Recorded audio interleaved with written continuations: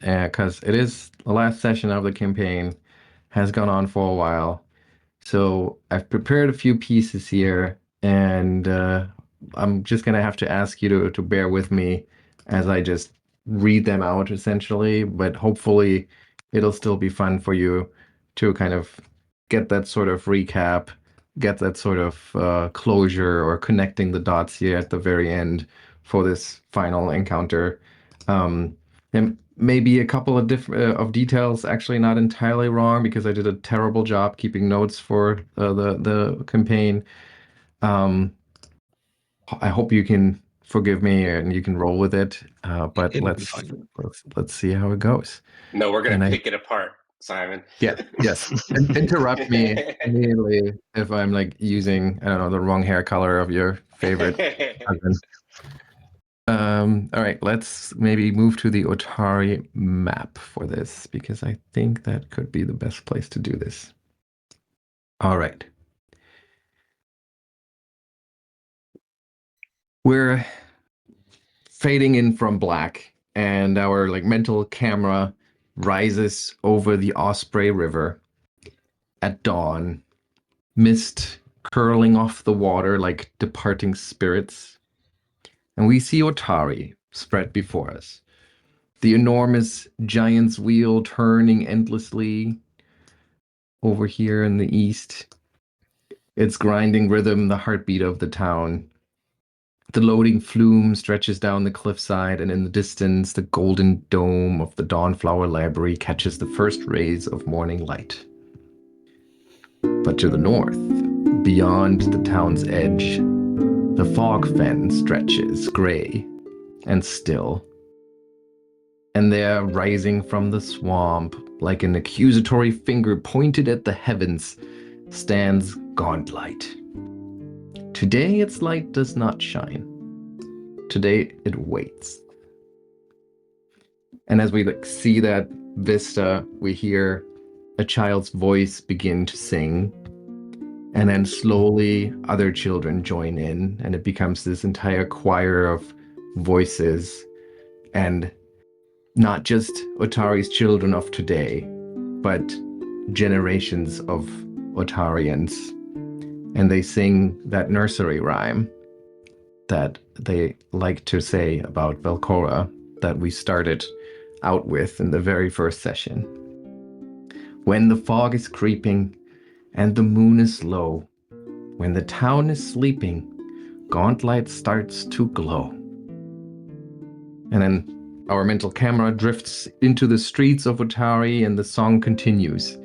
That's when she arises for her midnight lunch. And we pass the rowdy rockfish where Brelda Vankervale stands behind the bar, polishing a glass with hands that no longer tremble. Beside her, alive and whole, despite some shadows still behind his eyes, sits her son, Lasta. He stares at nothing, but when his mother touches his shoulder, he manages a small smile. He remembers darkness. He remembers being used, but he also remembers being saved. And when the children's choir is heard again, naughty kids are prizes for her teeth to crunch. Our mental camera slides through the window of odd stories, where the wizard, or retired wizard Morlabend, shelves books, alongside a young woman with ink-stained fingers, Doriana Menehemis. She laughs at something he says, fully present, fully herself, no longer plagued by dreams of impossible geometries and hungry things from beyond. She sleeps peacefully now. The denizen of Leng is dead, and her mind is her own again. But if you obey me and obey the rules... We drift past a modest office door, a brass nameplate reading Ottardo Geta, Esquire. The desk inside is cluttered with maps of the vaults, hastily scrawled notes, and a half-empty cup of cold coffee. Its humble room became a war room, a place where heroes planned and grieved and hoped. You're safe from Belcora. Through the open doors of Crook's Nook, we see Yinyasmera standing at the window, arms crossed, watching the horizon. She's not a woman given to prayer, but her lips move silently. She's thinking of a half-ork bard with a brave heart. She's thinking of her friend. She just eats the fools. At the base of the giant's wheel, Clortahengus pauses in his work, wiping sawdust from his scarred hands. He glances toward Fogfen and nods slowly. Once. A warrior salute to warriors. He knows where Sandy Ravage is. He knows what the former wrestler fights for now. At the stone ring pond, Warlowind kneels among the ancient standing stones, her hands pressed to the earth. Her eyes are closed, her lips murmuring prayers to powers old as the stones themselves. She sent bark and stick into the darkness. She feels what stirs below. She prays it is not too late. And in the Dawnflower Library, Vandy Banderdash lights a candle before a small, unofficial shrine, one she never thought she'd build. It bears no holy symbol, just a simple sketch of a ghoul's face, rendered with surprising tenderness. Augrel's shrine. He was undead. He was a monster. He was a hero. He proved that redemption has no boundaries, and his sacrifice will not be forgotten. Now the camera rises and the nursery rhyme fades, and we soar north across the fog fen, mist parting before us like a curtain drawing back on the final act, and Gauntlight fills our vision. The lighthouse that should have never been built, standing where no lighthouse should stand. Its stones are slick with centuries of swamp rot. Its windows are dark as empty eye sockets. We plunge inside. Down through the ruins of Gauntlight, where might warrens now stand empty and silent. Deeper through the servants' quarters, where the Morlocks, the children of the Ghost Queen, once scuttled and schemed. Through the library, where ghoulish scholars kept their terrible knowledge, and where one ghoul chose a different path. Past Belcora's retreat, its magical barriers shattered by the relics of the Rose Guard, the very heroes who killed her 5 centuries ago. Through the arena, where failed experiments rotted in heaps, Jafaki's discarded children. Past the laboratories and the unlikely haven of the warped brew, where even monsters needed a place to drink and rock out. Through the prison where a devil named Euravian kept his contracts in blood. Down into the fungal gardens where Mad Urgathol preached to unlikely disciples. Through the hunting grounds where Drow and worse things served as Belcora's final living guardians. And hang on here, I have to change the scenes.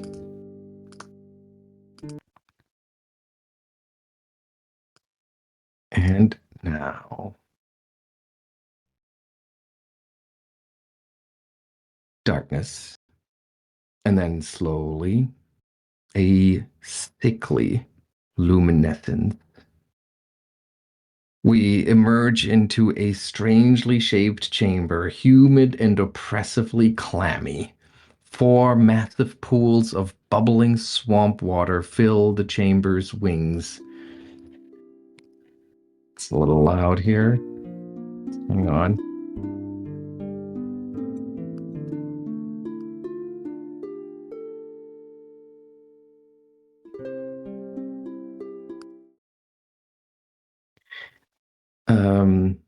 Their surface is alive with flickering motes of light and darkness.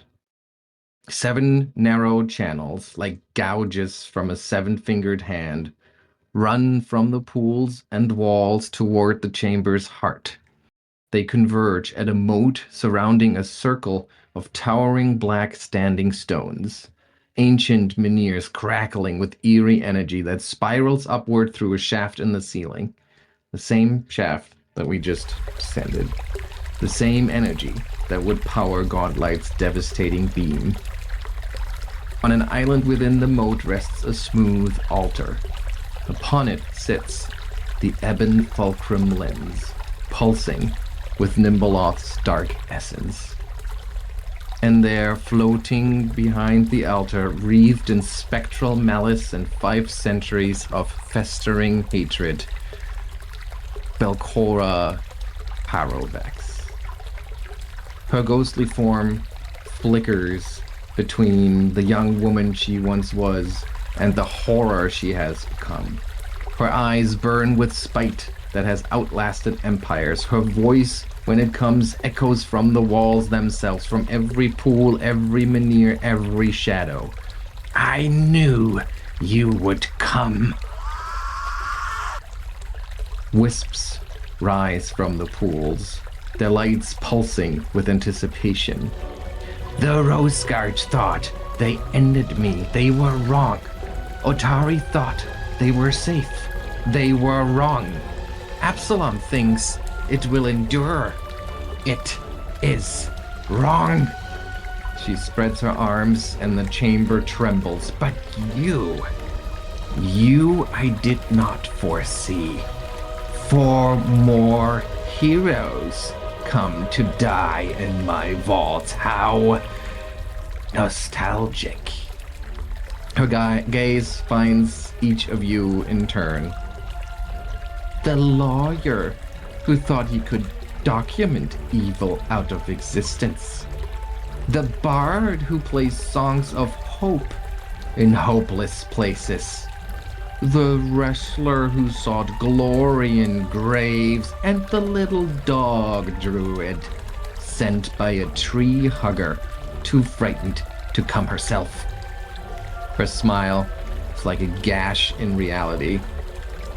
Otari's founders took everything from me once.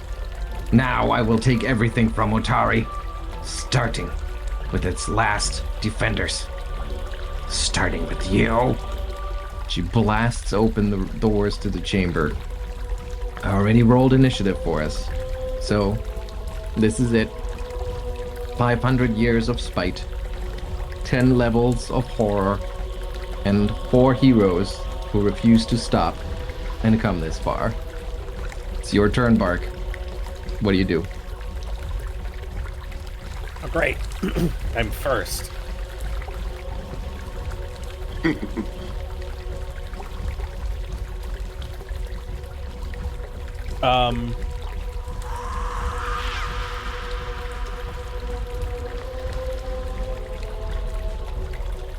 I only have... Let me ask you this, Simon. Yes. How many elixirs can stick hold at once? I mean, Dick is a leshy. As such, can extend vines or similar tendrils, increasing its reach to 15 feet.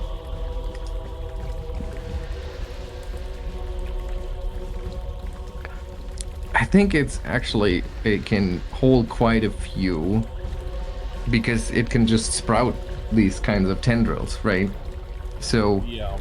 while that doesn't mean it can deliver all of them in the same turn, because that would still take action, Yeah.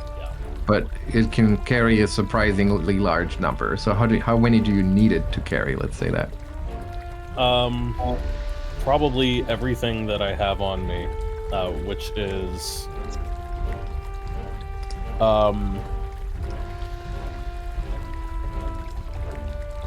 4 elixirs of life. Actually, I've got a couple of minors too. So let's say 4 moderates and 4 minors. Is that okay? Yeah, but I would say that eats up both of your actions, just kind of. Oh, okay. Yeah, handing... I'm fine with that. Yeah. So, yeah. Oh, I thought I was gonna have to spend an action for each of them. Yeah, I mean, this you're basically dumping them out for Stick to pick them up. Sure. So I'm gonna say like 2 actions is okay for this. Okay, so I will be like, Stick, you're gonna need these, and I'm just going to dump all of my my elixirs into his many tendrils and branches. And I guess that's my whole turn because I only have 2 actions. Right. Oh yes, They're about slow. that. Yes, about that. I think it's really unfun to not actually have all of your actions in the final encounter of a campaign. I'm willing to roll with it. I've been Yes, assuming I was going to do that I'm all week. offering. I'm giving you an offer. I'm making you an offer. You don't have to take it. You I will- can. Go ahead. You will. Yeah, I was offering you. You can spend your hero point to remove the slowed one condition for this encounter. We're gonna. He's infested, Okay. All right. and he will forever ever cast a baleful eye on Ottardo for opening this door. He is so debilitated. That's my turn. All right. Okay. Yeah, so as I've said, from those bubbling pools, these sickly looking wisps were starting to emerge. This one up here is like its colors shift constantly. It's like sometimes it's a sickly yellow and then turns into like a diseased orange to a corpse white and back to yellow, and just kind of cycles through all of these hues, never really settling on one. And it like darts around, moving in this very jerky and unpredictable pattern. It's almost like vibrating in place as it can barely contain its energy. And as combat starts out here, you can even sense its giggling voice as it starts to cackle and yell out, yes, feed us, and it darts around, moving a little bit forward here, and then goes dark. So let me have it go dark, which means that it becomes undetected. And I need to make sure that I can actually do this. Okay. And you can still hear it cackle and giggle as it like seems to just shoot through the room. You can just hear that giggle dart around, but it doesn't show its face in this turn. Okay, Belcora's turn.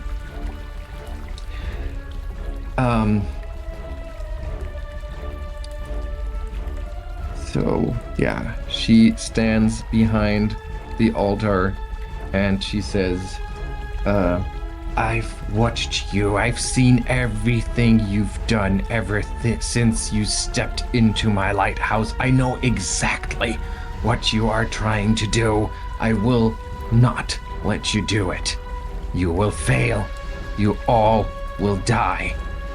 And then she casts a spell on herself.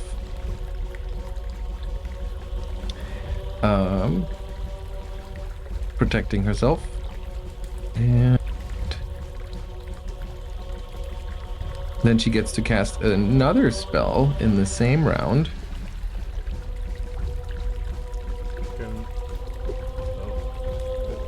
Yep.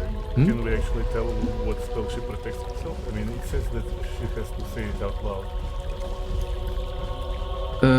Yes, then you will hear her something like, I have seen you whip your vitality lash around. I will not make it so easy for you anymore. And then she names that spell as she casts spell immunity on herself. She also casts a second spell on herself, and you see this globe, magical force globe, shield her as she casts the spell, tucked away behind the altar. And that is her turn. Souma.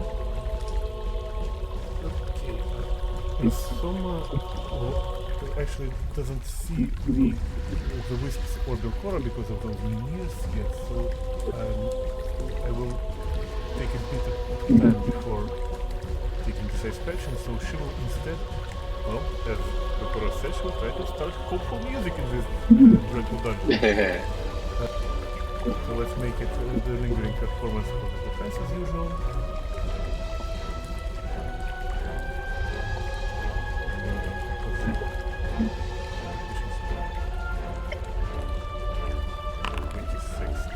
Oh wow, that's It's most likely a fail. But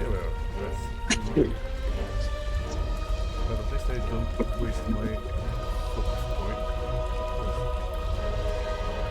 That's a bonus, so let's start defense on everyone.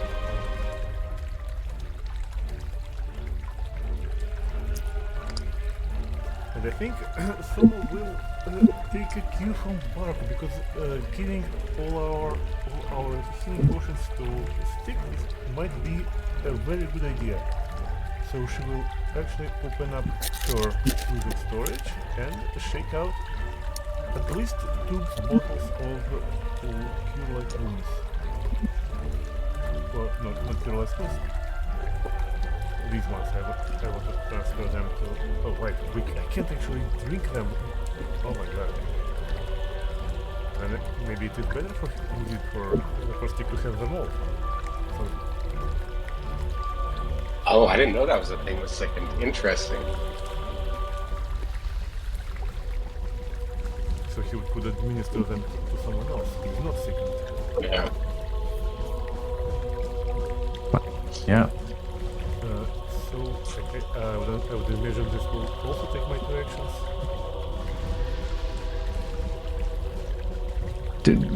Trying to get this down and failing to get it down. Is that what you're saying? No, I mean to just drop the healing potions on the floor for Stick to pick up. Oh yes, yeah. With his 15-foot arms, he can just reach over. Well, yeah, that's pretty much the idea, yes. Okay, awesome. All right, so that's your turn. That's my turn. The pool here to the south, there's another one of those wisps floating there. This one, a deep violet black. It almost looks like a floating bruise. It's floating pretty much at eye level, and it just stares at you, Ottardo. Even as it moves, it like turns to always keep the eye contact locked in, and its voice echoes through the chamber. Very matter of fact in tone, as if it's just stating merely obvious facts, and it says, "You've come so far, struggled so hard, none of it matters. She will return. She will always return." And then it floats deeper into the chamber and going dark on its way, extinguishing its light, which was very dark to begin with. And that's its turn. The third of these wisps over here, I guess you don't really see. Ottardo, you do have line of sight for this one. It just sits there. It's you may be able to see it. I guess you are. You have somewhat line of sight, but you almost didn't notice it at all. It is just this like slight distortion in the air, and if you hadn't been clued in by seeing these other wisps emerge from the pools, you probably really wouldn't have noticed this like faint gray luminescence hovering down there. And it just sits there, doesn't seem to move at all, doesn't seem to be responsive to anything that happens here. It just doesn't react. Almost as if it's just there to observe. Very unnerving. And then finally, up here, yes, in the northwest corner, you spot another one of these. Hang on.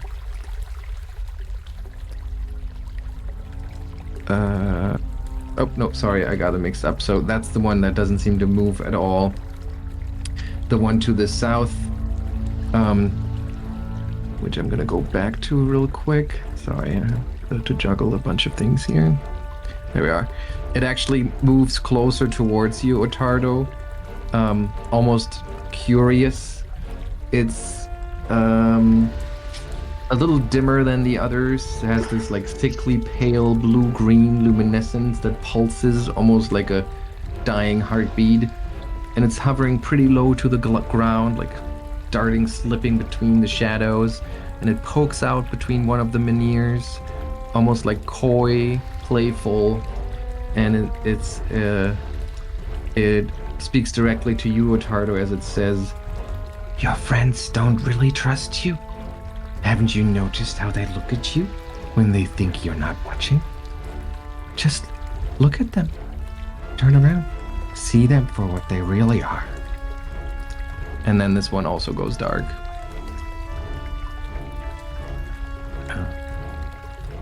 Make sure that we have everything on here. Okay. And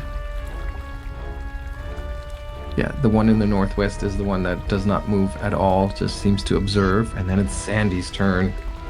Okay. Why'd you open that door? Come running up, and he's like fumbling with his pack, and he's like, "I don't think I'm the one to use these lenses." And he takes out the lattice. Who wants to use them? I think I'm better with my holy maul. And he's looking for who wants to take the lattice from him. And as you take that out, Belcora's eyes fall onto the lattice and the lenses in there, and she yells out, "You carry the lenses, my lenses! You don't even understand what you hold, do you? Splinters of a god's attention, and you wave them about like torches in the dark. Give them to me, and I'll make your deaths relatively quick." Come take them, bitch. Alright, he looks at who they have the last two. And she responds with a infuriated wail.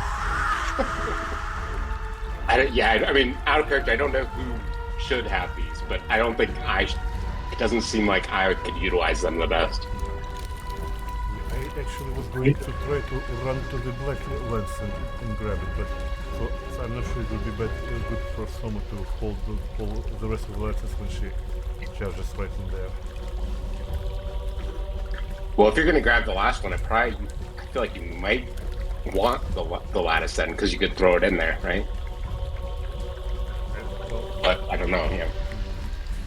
Maybe it would be probably better to wait a bit for tries to get away from the altar.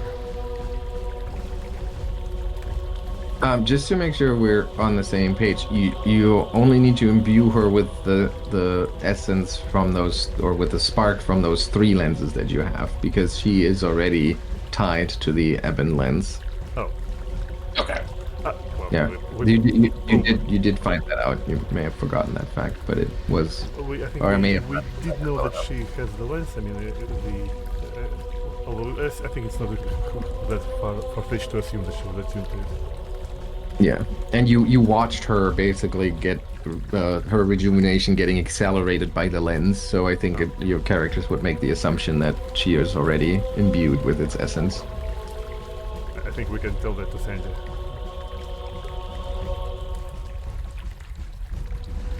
So Yeah, but you want me to do it? Well, I mean, you can dual wield them, right? The legend the maul, and the maul is two-handed. My maul is 2 hands. I could put it in my mouth, I guess, but I don't think it works like that.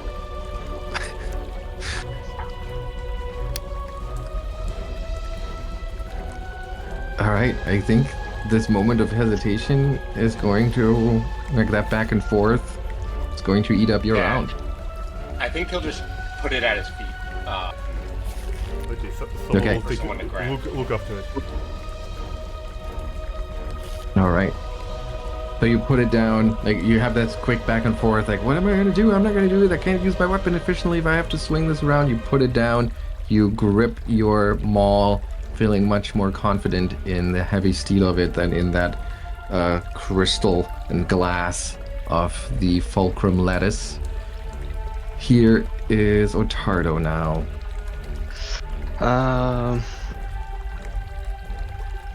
Well, Ottardo's a bit upset about how things are turning out. He's going to try to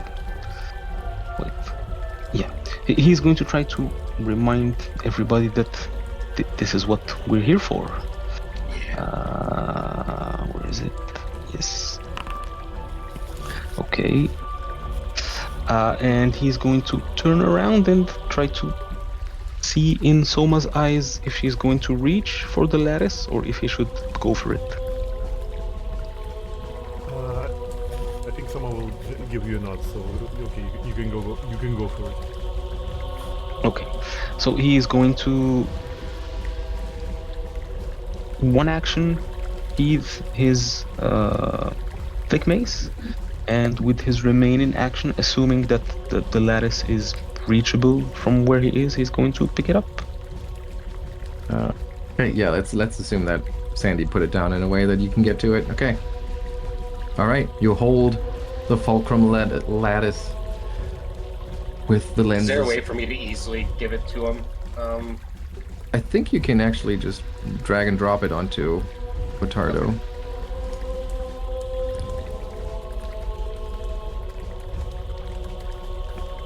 You may have to give him all the lenses separately as well. Okay, I got screen. Okay. It seems to open the trade, but I don't know how to complete the trade. What's the didn't work? Okay, let me do it. It's okay. I'm just gonna move it over here. 1, 2, 3, and 4. Ottardo, you should have it on your sheet now. Yep, I see them.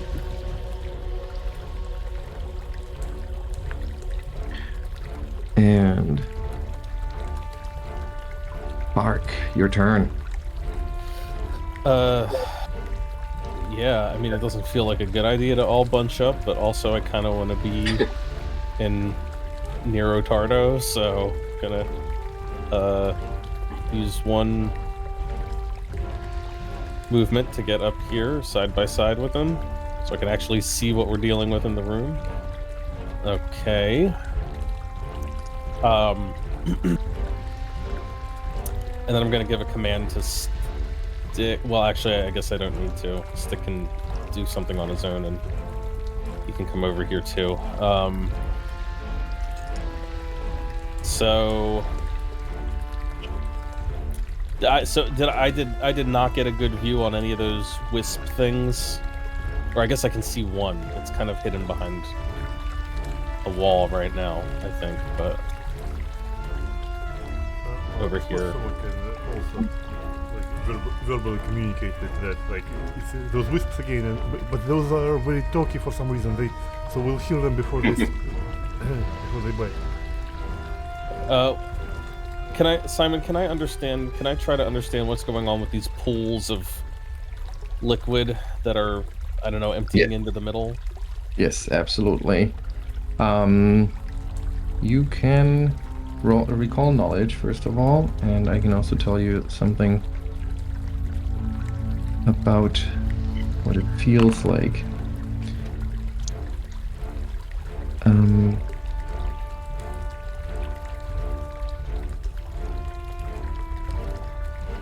So, where is it?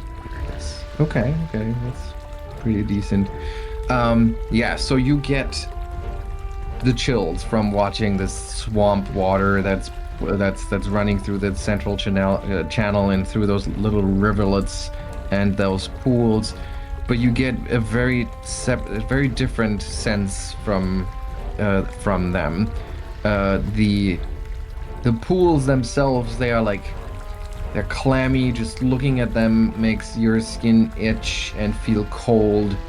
as if touched by a ghost. But what really freaks you out and makes the fur on the back of your neck stand up are those rivulets that like slowly make their way into the central pool where the altar sits, into that little moat with the altar at the center. Those are just, it's almost like you're getting drawn to it, as if gravity was trying to pull you in, like some supernatural force trying to pull you towards those rivulets. But at the same time, you know that it could spell your doom. It's this very weird sensation. It is clearly unnatural, and the only explanation you have for this is that it's Nimbaloth's influence herself that corrupts this swampy water here. But again, the pools have a very different vibe to it, where they're not in no way make they feel you more comfortable, but they don't have this evil pull to them that the rivulets have. So does it seem like the rivulets are drawing me, or does it seem like there's something in the very middle that's actually like pulling the water towards it? Like, do the rivulets seem to be the problem, or does it seem to be something right at the heart of the room that is drawing towards? I guess, yeah, it feels like you and the rivulets are kind of all of it is pulling you towards the center of the room. Yeah. Okay. I don't know what to do with that, but I will shout that out, that there's some sort of evil pull, Nimbaloth's influence, and I guess that's my turn because that's 2 actions. Stick will also uses independent to run and keep up with me. Okay. All right. The maniacal cackling of one of the wisps echoes through the chamber and darts around. Clearly this creature is just bouncing around from shadow to shadow. And then it becomes visible right in front of Ottardo as it tries to use its draining touch on you. Manages to hit, and a cold, shadowy strand of energy saps you for 26 points of damage. So that was 1, 2, and hang on here. Okay. And then with its third action, still laughing,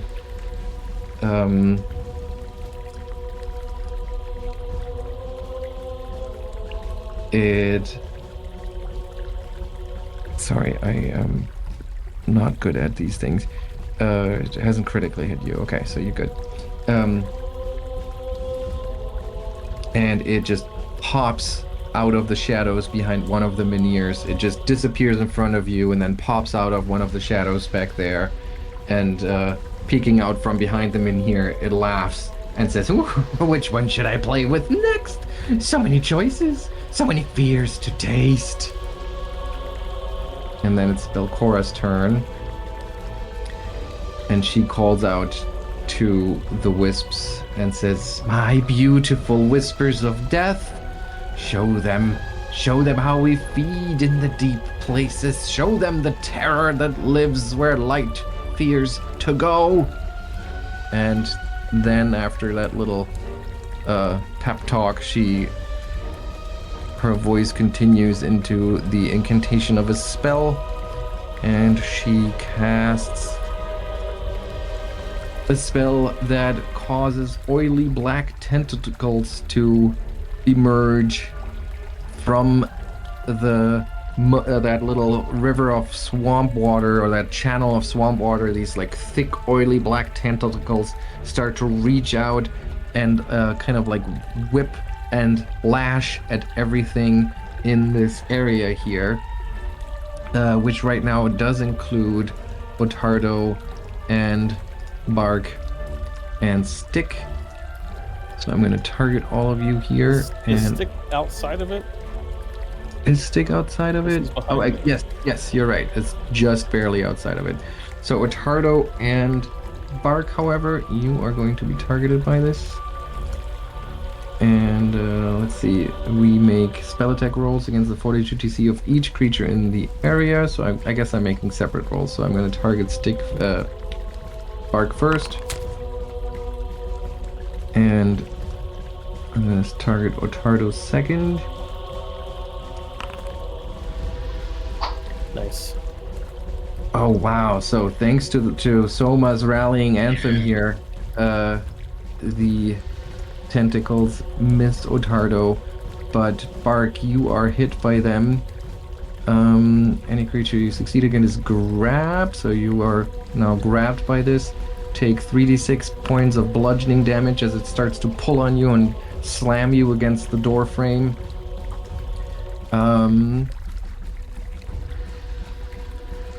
And yes, yeah, okay. So you continue to be grabbed right now. That was 2 actions for her. Let me see real quick what else she would do. Okay.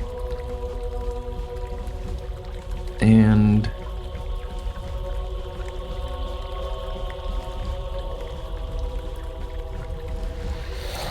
yes, and then like I said, there's like her voice seemed to come from everywhere around her, and now it's starting to not just be her voice, but as you look around, like following the movements of those strange wisps as they dart around the room, you start to see Belcroa's face in reflections of your light on the pools, in the shiny polished stone tiles, in even in like the menhirs themselves, as this strange energy crackles through them. Some of those little energy discharges start to look like the outline of Belcroa herself, and then out of nowhere, out of the thin air, as she reaches out from behind the altar, her hand disappears and reappears right in front of you, Ottardo, and she reaches out for you and says,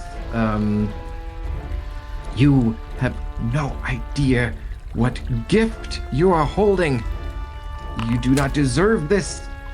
And she strikes you 39 to hit for 23 points of damage. Void damage, I guess I should say. And yeah, your skin becomes pale there for a moment as she saps your vitality from your body, and it's Souma's turn. Okay, so Soma was thinking about darting into that thing, but well, now there are tentacles. So let's just try to do the previous one. So it would be the lingering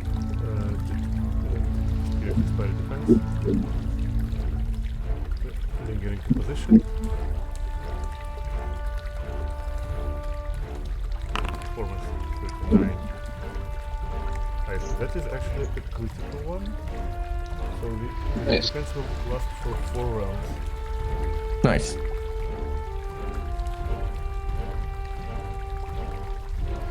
we go.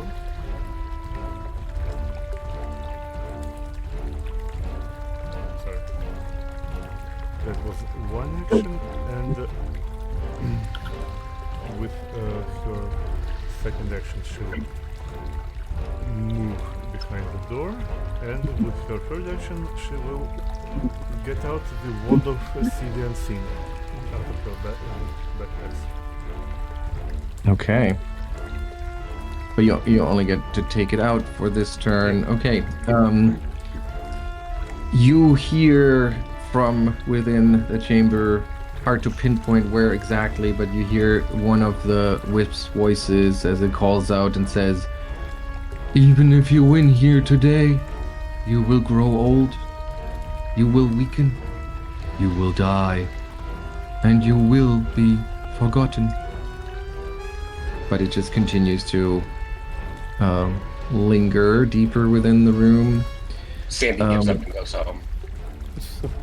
That's his biggest fear, right? Yeah. Growing old and being forgotten. Okay.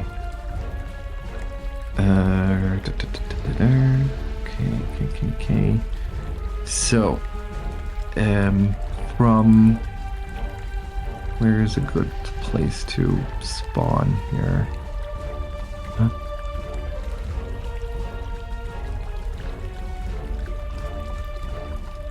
What do you think? I think we're good on this. So, yes. So out of the shadow from behind one of the menhirs, the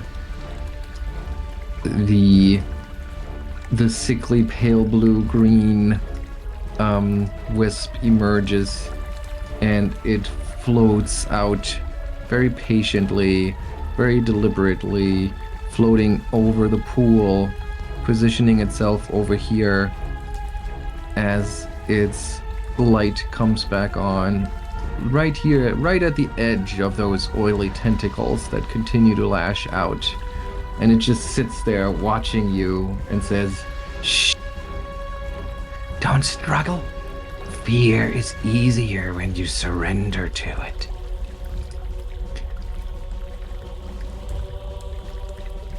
And then it's Ottardo's. Nope. Sandy's turn. Okay, Sandy knows he has to get in there to do something. So he's gonna start moving in there. I mean, I know these are here, but I have to go in, and he's gonna target this thing. Does going through the tentacles do anything? I need to... No, let me double check, but I think it's only if you end your movement in there. So whenever a creature ends its turn in the area, the tentacles attempt to grab. Okay, so you're I can get there with one movement, and I will swing.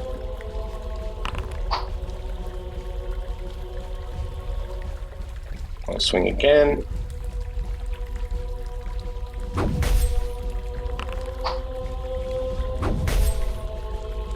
Right. Yeah, and the thing, it's not darting around as much. It's almost as if it can see every one of your blows coming, and it just very deliberately moves from side to side, always being in the right place to avoid your blow. And is this the one that said the death thing? Because that would also make sense to why Sandy missed it. no, but he may still be somewhat shaken by that comment. No, but it turns towards Sandy and says, "I've been watching you. You talk in your sleep. Such interesting names you call out."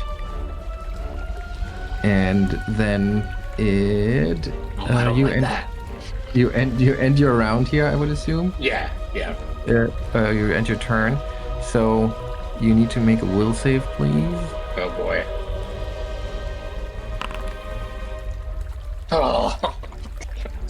Is it time already for the I know, one? is it? I mean, a critical failure seems bad. I think I'm going to reroll using... Yeah, it feels bad. There. Hey! Well, that is quite the turnaround. Okay, so so the creature's words whispered into your ear slightly unsettle you, but I mean, you don't know what words he's mumbling in your sleep. Maybe it's your own, so who cares? It probably Who cares, is. right? Yeah. Ottardo, your turn. So we learned about the lenses, and we know that we have to somehow use them on Belcora, Yes. so that Nimbalot. You have researched that you need to imbue Belcora with the essence of Nimbeloth trapped in each one of those lenses. And you do that by, I think each lens tells you that you can do a touch attack to imbue. So if you look at the item's description, I think it'll tell you. The mechanics I see of it. that. Yeah. I see it. Okay. And there's one thing to keep in mind is if they're in the lattice, you get to use the modifier of the most powerful best one. Yeah. Yeah. But there's going to be an issue because Belcora flies usually? Right now, she's just hovering right behind the altar, but you've seen her fly for sure. Fly high, yes. Um, And this room has this is a massive chamber, very high ceiling. We okay, know well, that our companions can make us fly for short periods. yeah. So he's going to mention to Soma that I need to fly to tag her. And I guess he'll delay until after Soma, Sure. which I can do. I can do the action. Yep, you should be able to just click the Oh, in it's the in the- initiative roster. You can click the Okay, descent. yeah, there. Yep, the hourglass. Here we go. Okay, Bark, your turn. Bark's gonna know. I can also make people fly, but it's hard for me to do when I'm caught in tendrils. Oh, sorry. Actually, I have to stop you because Ottardo, I guess you delayed, but I think things that happen at the end of your turn still happen when you delay. So Belcora gets to roll, or the dark tentacles, black tentacles get to roll. Oh, right. He didn't move from his space. Yeah, you're right. Yep. Let me see here. So I get to roll an attack against you. I guess I didn't target you. 35, is that a hit? Against AC. Oh no, against Fortitude. That is a hit. Okay, so we're rolling for damage here. Didn't you have 36 before? Yeah, I think think- isn't it not because of the Soma's Soma song? inspiring No, rallying anthem, I think is. No, Just roll there again, was greater cover involved. Oh, Yeah. Oh, okay. and it's not involved now. Wait, hang on here. I'm just gonna remove the grab condition. I'll roll again, and we should see what the. It says 37 is your AC here. Yep. Oh, I see. That's because Belcora. It calculates from Belcora's position, which but that's not actually the case. That she's so it's a 33 AC. So she hits exactly. So that's nine. Wait. Huh? Oh no, is it AC? Well, AC is better than Fortitude. It doesn't matter if it's AC. For this attack, it's a 33 DC for her to hit you. She managed to hit, so it's 9 points of damage, It's And- 42 DC. and you grabbed. Yes, and it goes against your 42 DC. Okay, Bark, your turn. Bark's like, there's a lot of spells I can cast if I'm not caught in these things. And he's going to try to break free, I guess. Okay, to escape. Okay, I see this DC here. So if you can roll your escape action, I can tell you if it succeeds.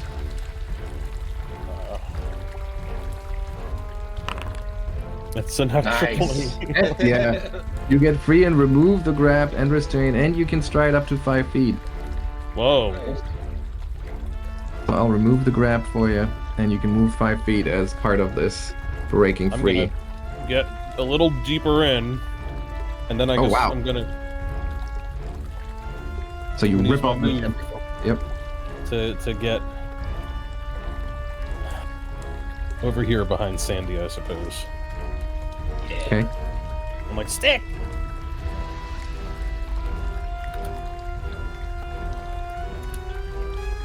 One of these days I'll remember how to make this thing measure. Ah, yeah. The waypoints. No, whatever. He's coming with me. Okay. Yeah. Stick manages to move through. You escaped and stride. Okay, so that's Yeah. 2 actions.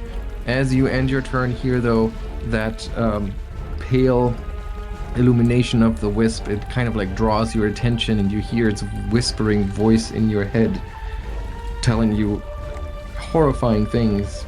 Give me a will save for both you and Stick. Nice.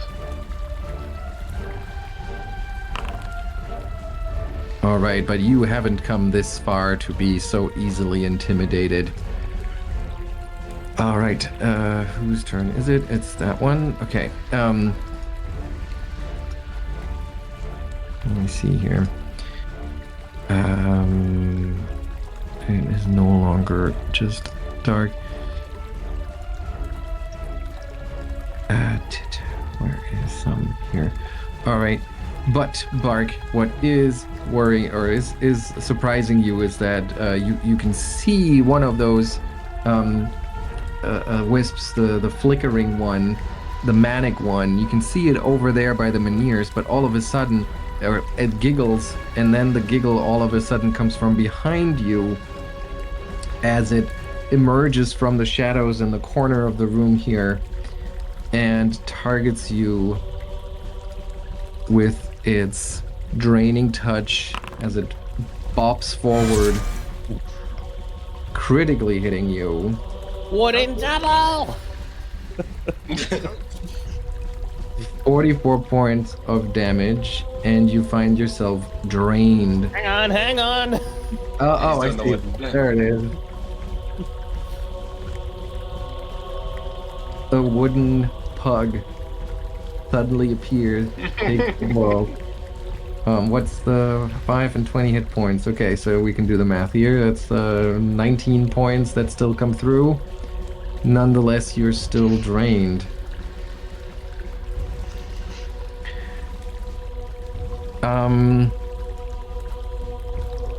That was its second action. And it yells, "Yes, yes, yes! So tasty, so tasty!" And you see it like just hover a little bit higher, and it stares up at the ceiling, and it starts its colors becoming a little bit brighter as it starts to feed on your despair. It deals, well, let's see, Bart needs to make a fortitude save.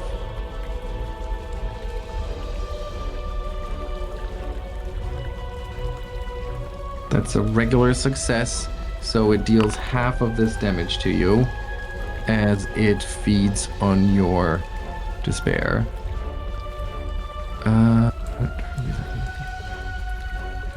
Okay. Delicious! Delicious! Over here, it's Belcora's turn. And,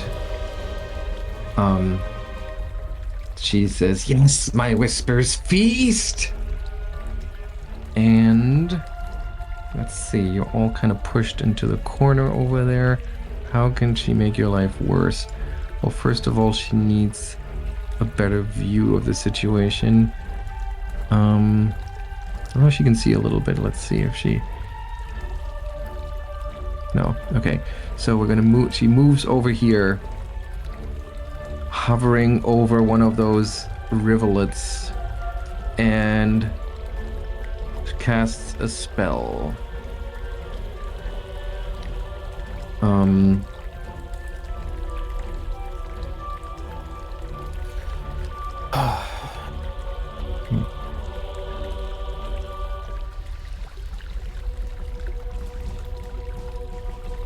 Yes, so let's see. She casts a spell, and I think she can catch all of you in the area, which is a 30-foot burst. Yes, she can. I guess, Soma, you are tucked away behind the door in that little corner there, so you will not be affected since it's a burst. Everyone else needs to save. I only targeted Bart for some reason. Not correct.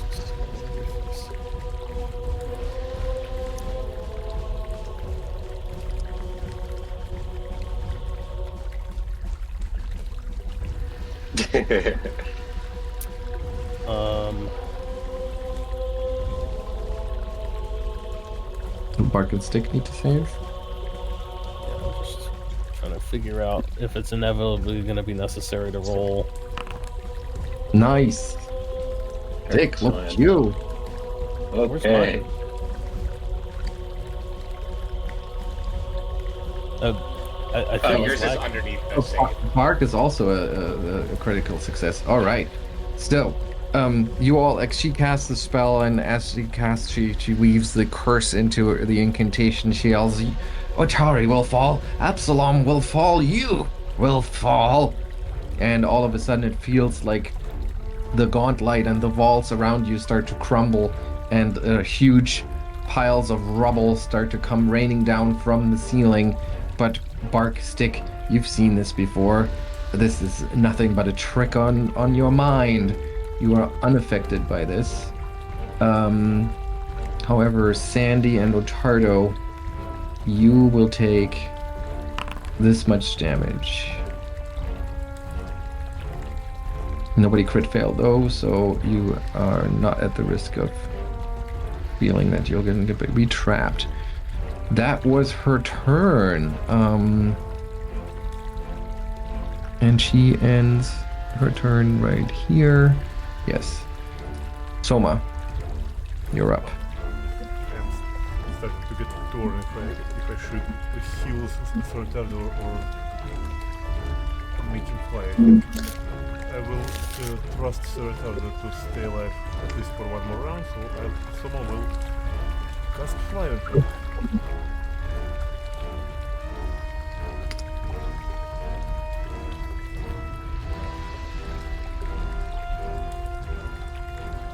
That would be 2 actions, and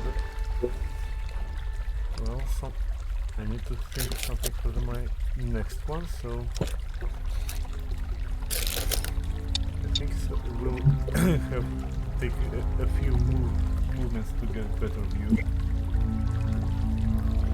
Aha, there we go.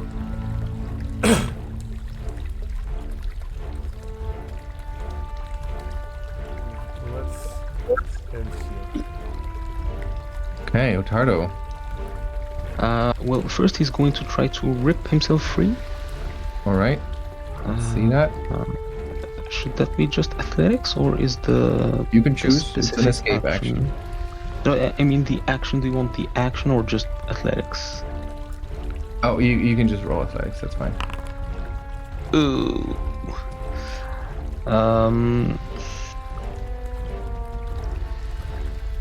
Well, I guess now I need to look up if there's a crit fail. You don't get free, and you can't attempt to escape again until your next turn. Wow. Or are we going to use our hero point already? I don't think it's necessary yet. I mean, there's going to be worse stuff coming. So for now, he's just going to raise his shield. And I don't think he can do much else. Okay, so as you end your turn here, the tentacle that's still wrapped tightly around you constricts and causes 1 whole point of damage, which you just shake off.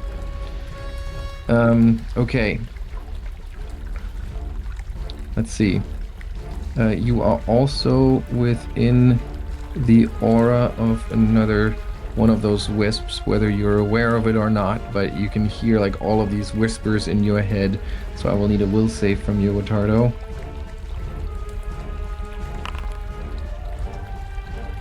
Okay, so you are now temporarily immune as you for your crit success. You just managed to shut it all out of your mind.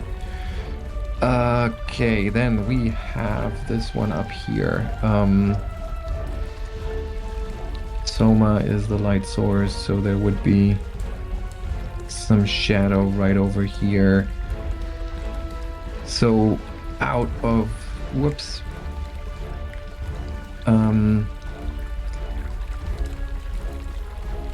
Out of thin air, the deep violet black wisp appears, and Ottardo, as you're being whipped around by the tentacle that clutches you, the wisp just kind of keeps track with your eye level as it bops around, following your head, making you really uncomfortable on top of the pain that the tentacles inflict. And it says, I can taste it. Someone died because of you, didn't they? I can almost see their face.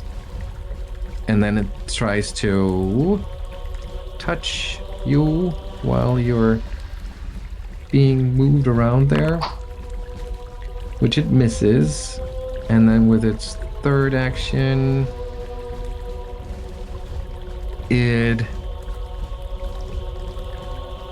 senses the fear or the drain on Bark, and it's almost as if it's like sniffing, and turns around to Bark and says, "Oh, do you mind if I share with you, brother?" And then it also like starts to hover up a little bit, and the colors intensify as it feeds or tries to feed on Bark. Sorry, I still have Ottardo targeted, but that should have been Bark. So Bark, can you roll that fortitude save? That's a failure. Oops. Yeah, I guess that's it. Okay, so you take 15 points of damage as the creature feeds on your fear and lack of energy. Okay, so so many conditions that can't even get to my buttons. There we go. That's this one. It targets Sandy and says, "Don't resist. It'll be over so much faster if you don't." And it misses once, it misses twice, and then it says, "Oh, it struggles. It only prolongs the fun." And then it seems to disappear, but you can see it peek out from behind one of the menhirs as it like just disappears from where it was just now and reemerges from the shadows behind the menhir. Which one is this? Okay. That doesn't trigger Sandy's reaction? It doesn't. I wouldn't think it does. It's not movement per se. It doesn't have the move trade. Okay. Alright, and then Sandy, Bark, you see a fourth one of these wisps slowly hover forward. This is the one that I had described earlier to Ottardo, that one, the one that's almost invisible, that looks more like a heat shimmer, slight distortion in the air essentially, and it just hovers right behind Belcora and staring without any sense of what its intentions might be, just observing silently. Bark, your turn. Well, Stick can see that Bark has been badly hurt by all of this, so it is going to use an independent action to just shove one of those elixirs down Bark's snout.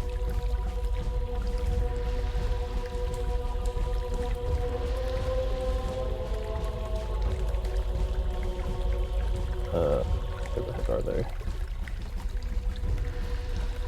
Oh yeah, something did happen to your initiative. I don't know why that happened. Sorry Yeah, I about was it. trying to figure that out. It's like something... Oh, everyone's initiative is messed up. When did that happen? That's super weird. I was Okay. first, and then Null was after me, I thought. Okay. I mean, all of the initiatives were gone, so I had to reroll all of them. So let's see.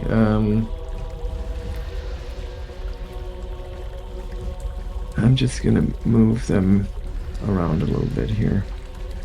I'm pretty sure it was me, Null, Belcora, and then I think maybe Souma. I don't know who came after that. Yeah, I think that's right. I think I might have been before Bark, because I'm pretty sure I was last. No, you are at the bottom. I was the first to act. I know that. And I didn't catch it because Ottardo was going to delay after Souma, so I thought he bumped himself up. Yeah, he should be behind Souma now. That looks correct. Yeah, let's go with this. Except Ottardo Weird. should be like right behind Souma, I think. Because he delayed, yeah. Yeah. Okay. Um. Sandy up because he hadn't had a turn yet. Yeah. Okay, So he's getting an elixir of life moderate. So he's getting 25 points of healing. And then he is going to use his 2 actions. I'm working on a theory here. He's gonna look at Cora drifting along, these tentacles coming out of that trench, this oozing water right in front of him. He's gonna say, "I think it's time to drain the swamp."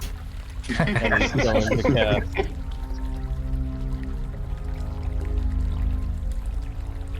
Control Water. Ooh.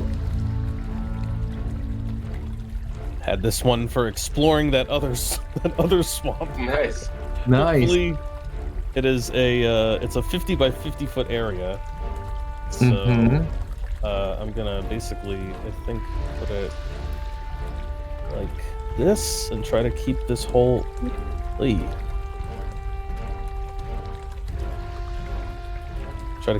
area clear by lowering the level of all of this water by 10 feet. Okay. All right. So what I'm going to say is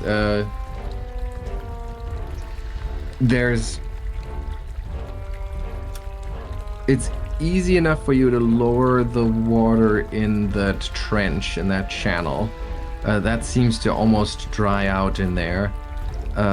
And similarly in that big pool, it almost entirely dries out, that pool, which isn't actually that deep. You could wade through it. It's just, I think it's like a foot or a foot and a half deep. But that strange rivulet, it's almost as if it's resisting your magic. And you do thin out that stream of swampy water that now seems to come out of nowhere as it flows into the center of the room. You do thin it out, but you don't manage to drain it entirely. But it's definitely. Is it something I could attempt like a counteract on, or? You can try that for sure, but you're going up against the god here, so let's. If it's not a critical. Take this nimble off. 20, yeah. If it's not a natural 20, there's no chance you could counteract her magic. But could be. So let's see. Nope. This is appropriate, right? Because you almost feel that backlash of an unstoppable force as you try to push against the magic that is imbuing the rivulet. But still, it does have an effect. It has some sort of. I take it has the same problem in this middle pool up here where it's overlapping it. Yes. Okay. Well, that's me. All right. So then I'm gonna skip Null because I basically already took Null's actions, and then we have Belcora. She hovering over here.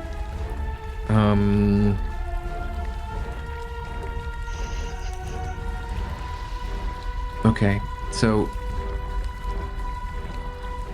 what is that? It is a range of 30 feet. Is that within range for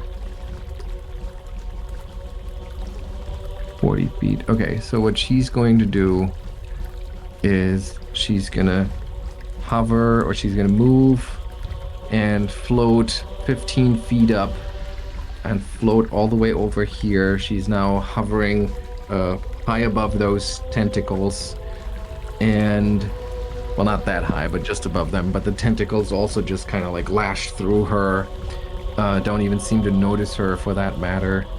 And she casts a spell targeting Ottardo, and she says,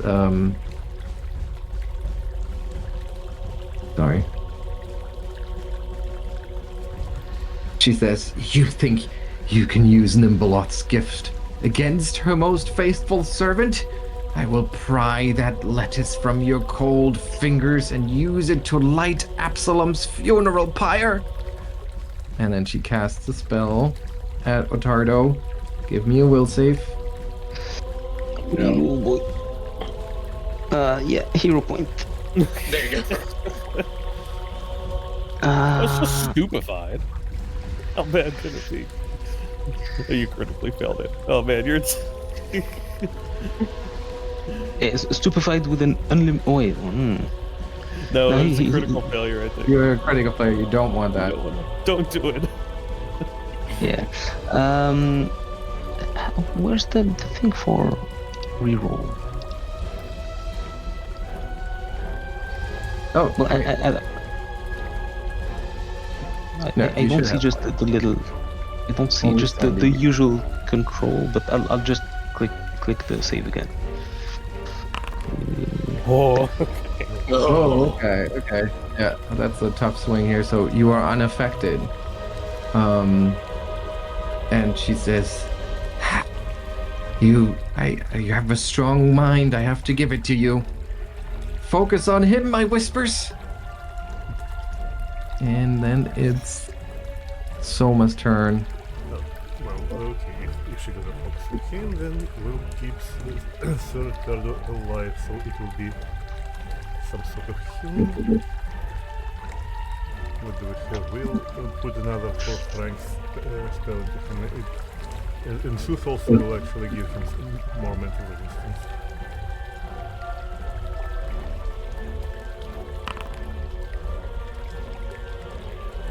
Nice. 1. Into place for a whole minute. That is good. Okay, that were 2 actions, and for third action, Soma actually will pull up, roll up her sleeve and click one of her bracelets. She will activate it. All right. And That it? Okay. So you're in the aura of one of those wisps as well, so you do hear their horrifying whispers in your mind as they try to inspire dread. Give me that will save there. Soma? Soma, yeah.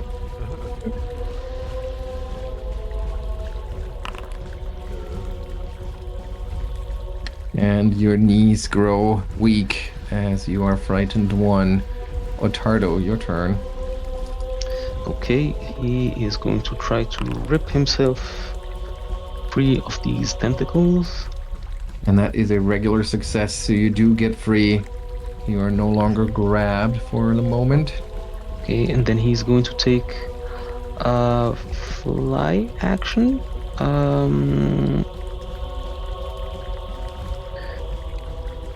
He is 15 feet up in the air, and straight up is difficult terrain, right? So he can get Yep. Counts 10 2. feet. He can get 10 feet up, right? With one action. And If fly speed then... is 20, then yes. Yeah. If you want to get straight up, yeah.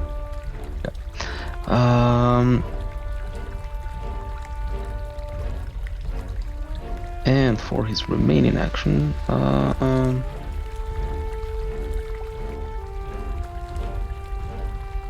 he's going to raise his shield. Okay, so you're flying or floating 10 feet above the air here, above the ground, which would still put you within reach of the tentacles. Oh, really? Just saying. Oh,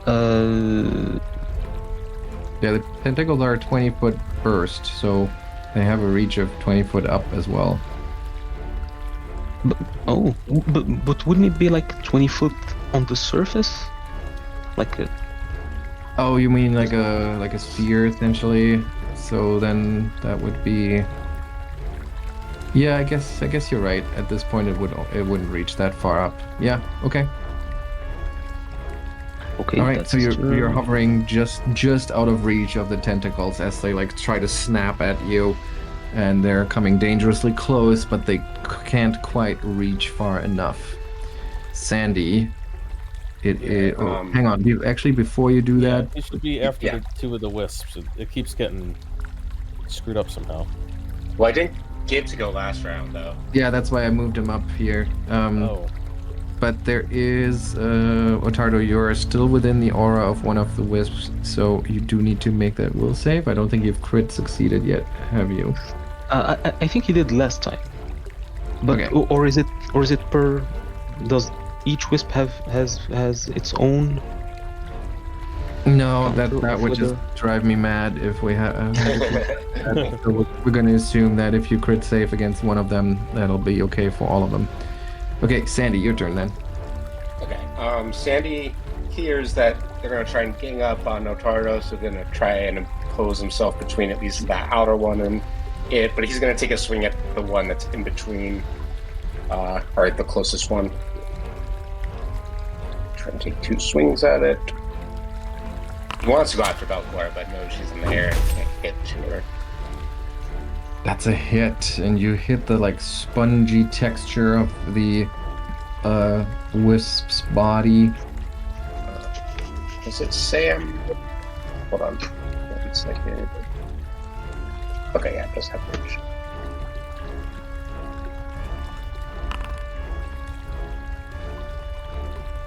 And you do 23 points of damage to it, and it winces. You can see it like flicker in pain as your blow connects, but it still just warns you.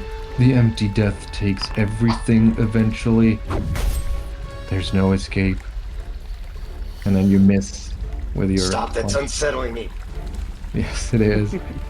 I believe you already crit succeeded against their aura, is that correct? No.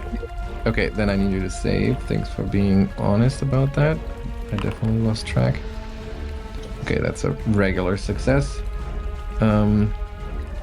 So you are still susceptible to it, but not frightened for the moment. Okay, so now it's their turns.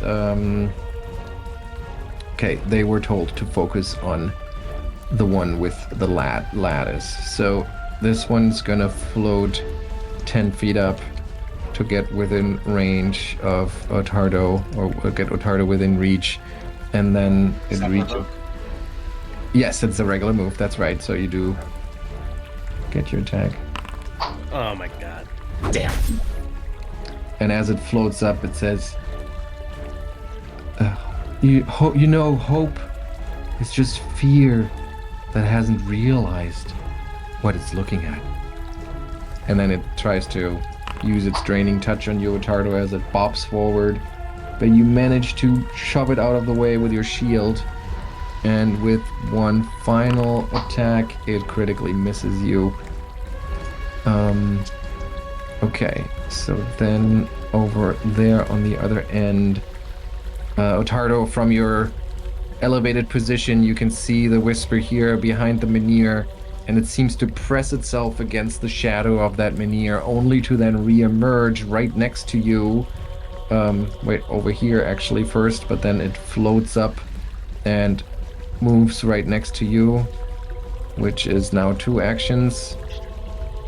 And it whispers, there's no way that you will win. Just end this. End it now. And a crit misses. The manic one that had tucked itself away here in the corner is like, but this one's so tasty.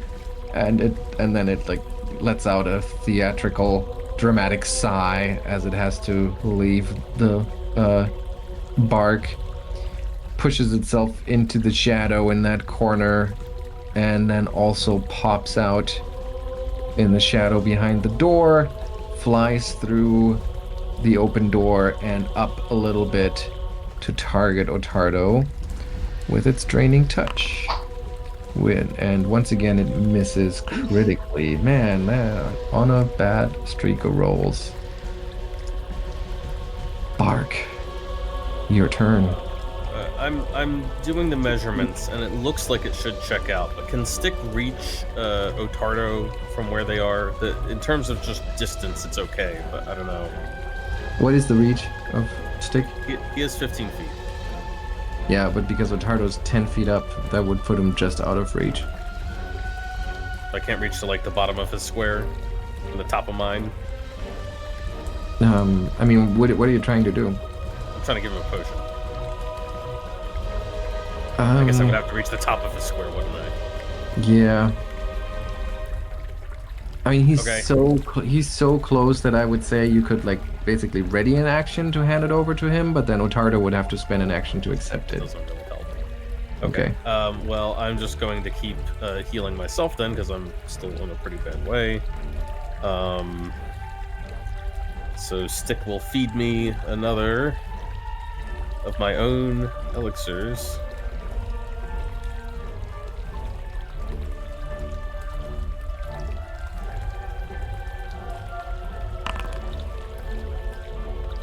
Which will help a lot. And then I am going to spend 2 actions to cast.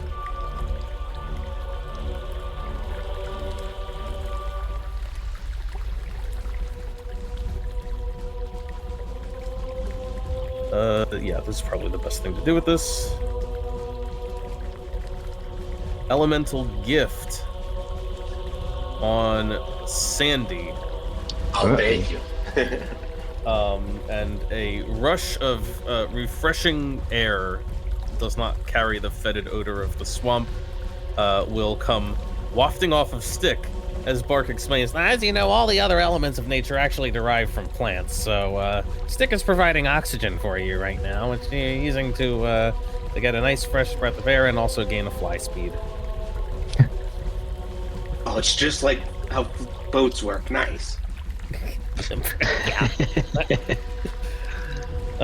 You get a bonus to land speed, a 30-foot status bonus to your land speed too. Wow. Whoa. So, and you gain a fly speed equal to the land speed. So Oh, equal to Get in there. without- That means, oh, yeah, 60 feet fly speed. Awesome. Wow. and that's me. Just Wait, emptying no. my spell slots. But It should that's be not- more than that. It should flight speed should be your land speed without the status bonus. So, No, it says your land. Oh yeah, it does say without the status bonus. So, Okay, got it. and I think your sheet should be able to account for everything correctly. Yeah, so it's 60.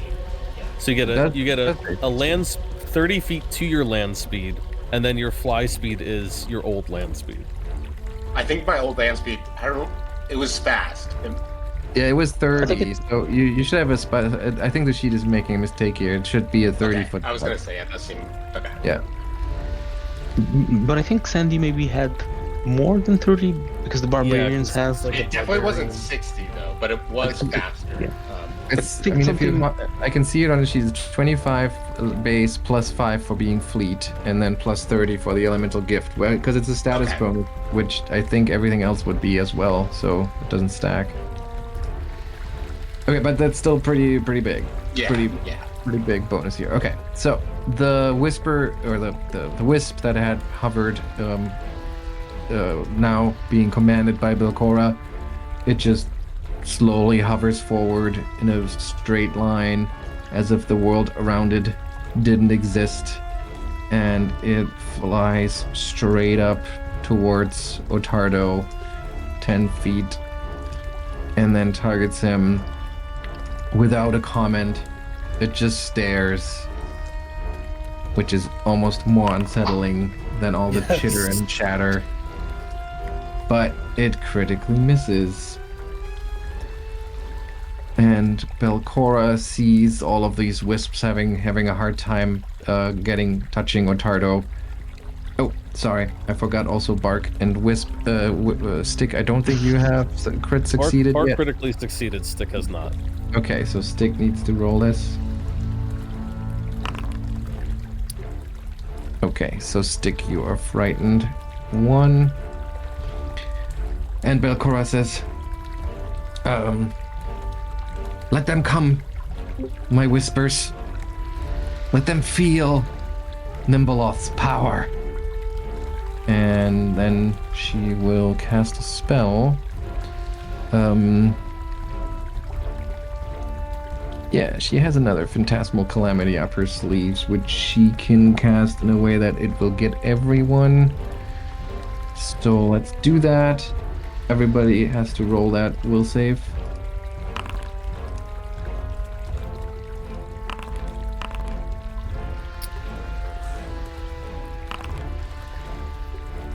Jesus. I think just oh, I see Ottardo was up here. So that's a regular or everyone has a regular failure. That makes this a little easier. So once again, you feel the weight of the entire building come crushing down on you. You take 45 points of damage, but none of you crit failed, so nobody is going to feel trapped or anything like that. After casting that spell, though, Belcora hovers back, phases straight through the menhirs, back into the center of the chamber. And as she phases through the menhirs, she calls out and she says, I built this place. I know every shadow in here. This is my tomb, heroes. And then it's Souma's turn.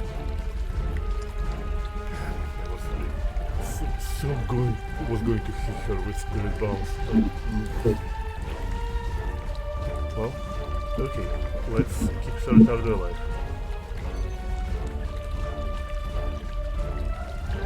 Two strength suit.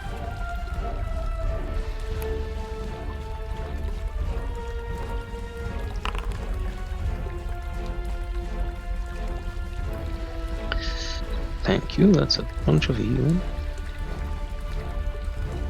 And nice. I have one action left, so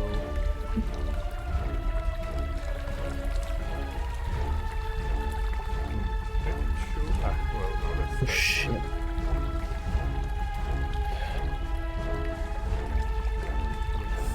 Let's see. Well, let's take a step forward.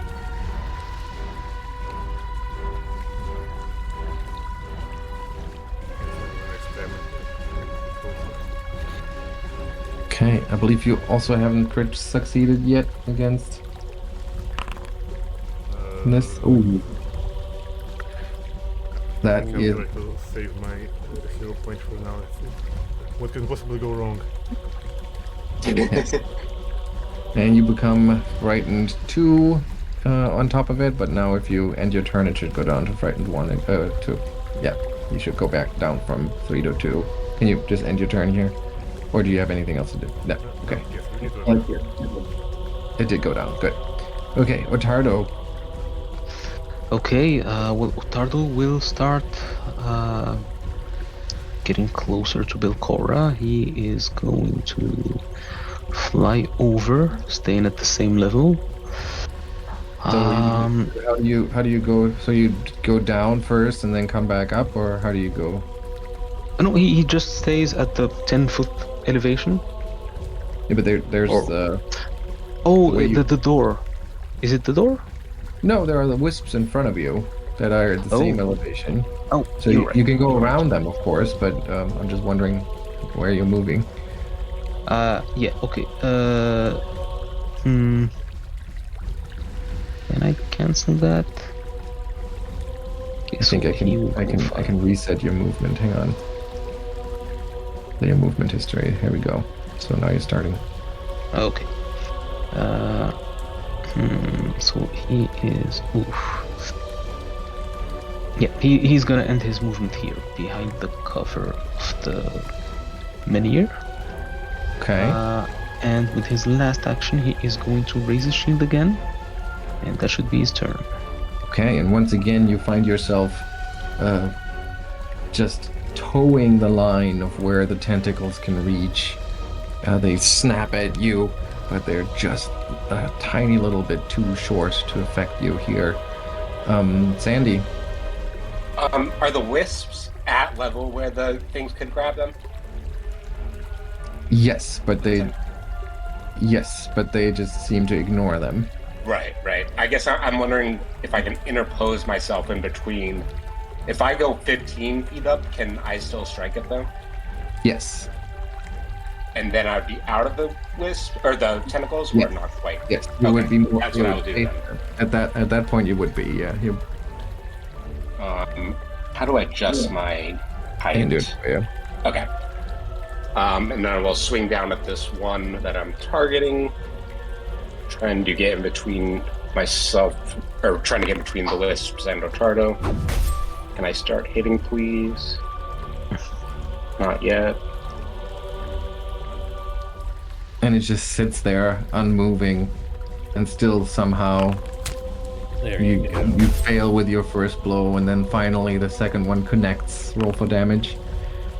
You bruise it for 20 low points of damage, which it just takes as if straight to the face, as if nothing had happened, and it just makes this unnerving eye contact, staring up at you. That's the end of your turn. You succeeded, but you didn't crit succeed, if I remember correctly. So we'll have another will save for you. Sandy? See? Yeah. Do it. There we go. Yep. Another regular Okay. success. You continue to succeed, so all those whispers in your head can't drown out the chorus of voices that cheers you on as you're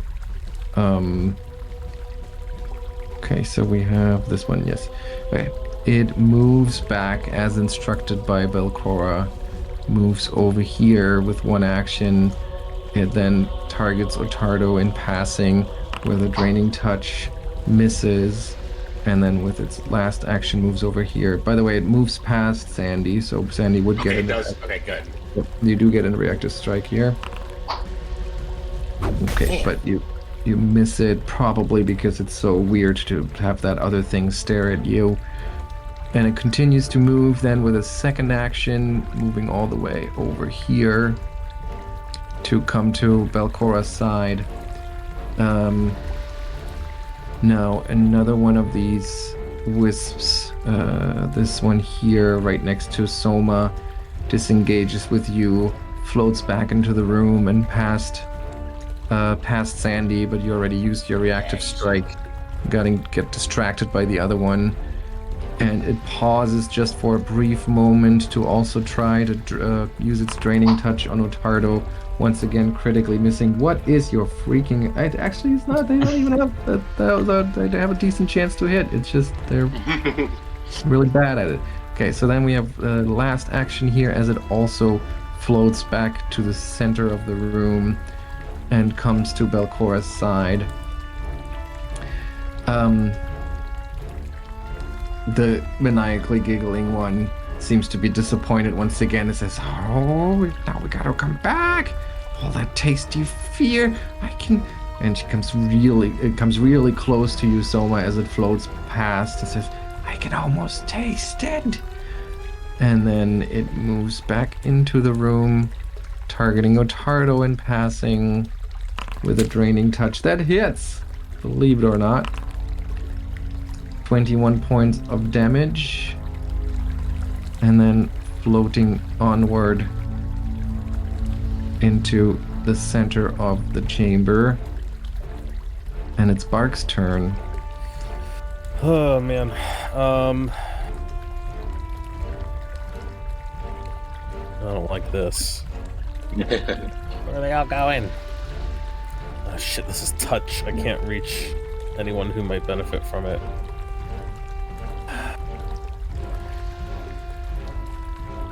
Just so I remember, it's one action to pull out an item like a potion or an elixir, and then another item to drink it.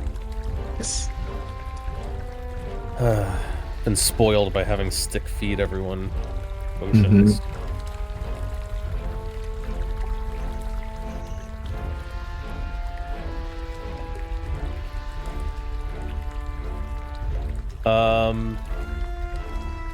Shit, I have to command stick in order to get... Ottardo's not sickened, is he? No. No. Okay. So I'm gonna command stick so that he can move his 25 feet. And he should be close enough now to reach up to Ottardo and give him a potion, I think. I guess stick is small, so you can like precariously balance along the side of the pool there. I mean, the pool's empty. I don't know. Oh, right, you're right. Yeah, okay, so he does hop in. Okay, that's fine. And then he will give Ottardo. Running low on my big healing. Used it mostly on myself, but 25 for Ottardo. Nice. Thank you, Stick. And then I'm going to use my remaining action to fetch a blood booster.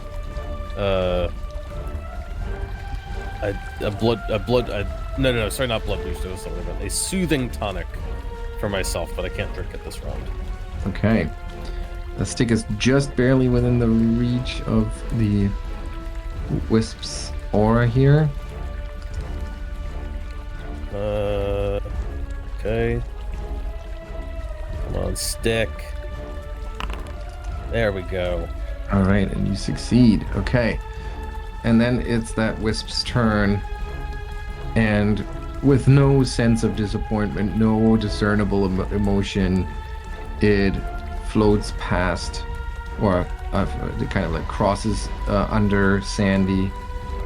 And once again, in passing, tries a draining touch on Ottardo.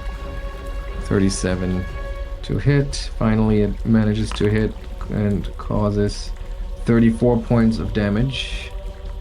Jesus. And then moves around the menhir and hovers on top of the central pool.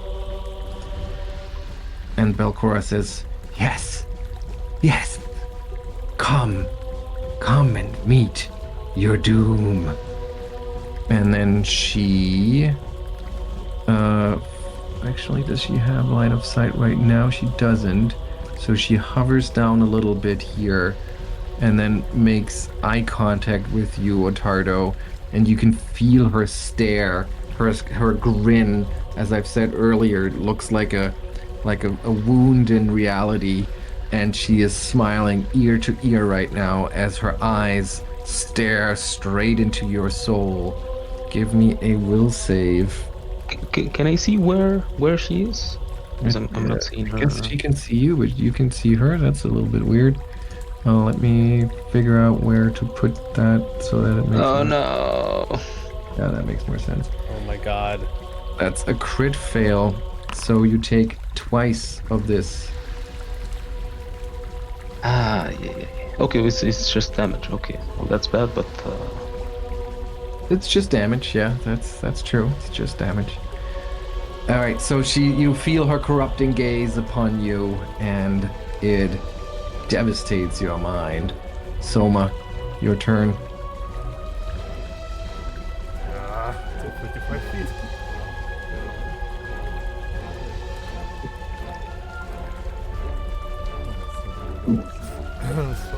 Someone will have to jump right into the prey.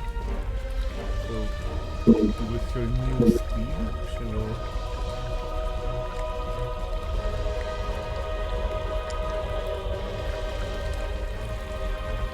Come on, I said she will.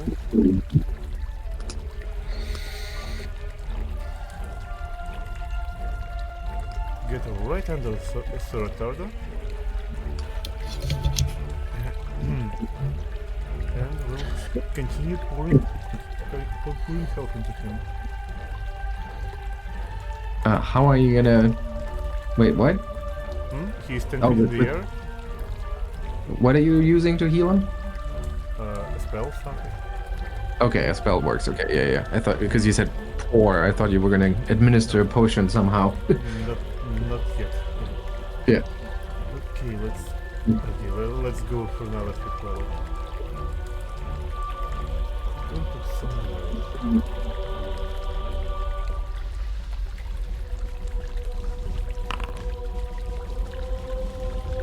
This one may be better.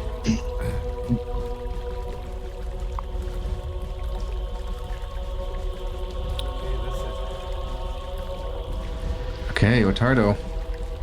Alright, well, Ottardo sees an opportunity to get within reach of Belcora, so he's going to spend 2 actions. And hang on there for a second. As you cross that rivulet there, you feel that pull, that almost gravitational pull. And as you fly across it, I need you to make a fortitude save. Oh boy. Ooh. And you feel as if there is something particularly noxious and dangerous, otherworldly, imbued into the rivulet, and even with that slight trickle that remains after Bark lowered the water level in here. However, you manage to steel yourself against its influence, and you are not bothered by it. But there, you can't deny the evil force that lingers here. Okay. He's going to yell out a warning about there's an evil in the water. And then, with his final action, he is going to use the fulcrum lens to... I guess I should target Belcora first. Hit her. To hit her with, let's say, the emerald lens. That should be... there should be a +1 there, because it's not the highest modified. The highest is a +21.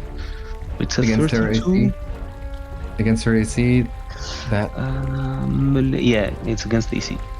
that is a hit. Yeah. And you strike her, you touch her with it. I mean, it's not like you're like trying to bash her with it, right? You're just trying to imbue her with the energy from that lens. And she like, you manage to bring it in alignment with her spectral figure, and she staggers back, clutching at her spectral form, and she calls out, What are you doing? That power's meant to serve me, not... Oh, and her voice starts to waver with just a tiny little hint of fear. Stop this! Stop this! And she almost exasperatedly calls out to her wisps. That's your turn? Yes. Okay. Sandy. Who did we lose? Okay. Oh, okay. Sandy is going to fly over. Get all the way here in one movement. Okay. Hang on. You too feel that gravitational pull and that Right, evil presence that Ottardo had pointed out. I'm gonna need you to make a fortitude save. You've I crossed. should have heeded two your of them. warning. Sorry. Well, I guess, I mean, the dice confirm that, yes, you also feel that evil presence, but you are strong, and strength trumps everything, right? Yeah, exactly. Might makes right, always. And it's your turn. And not seeing any of the wisps, he knows that Ottardo is the one that needs to really strike her, but he will still swing at her because there's no one else around. Just a reminder that you do have silencing strike. Yes, if I hit her, but I don't hit her. And that is a miss. Why can't I roll well today? Okay. One more, because I have one more action. Oh my god, man. And you miss one more time. Maybe you are somewhat surprised by her reaction to this and by this glimmer of hope as she genuinely seems to fear the fulcrum lattice. Then it is the wisp's turn. This one here,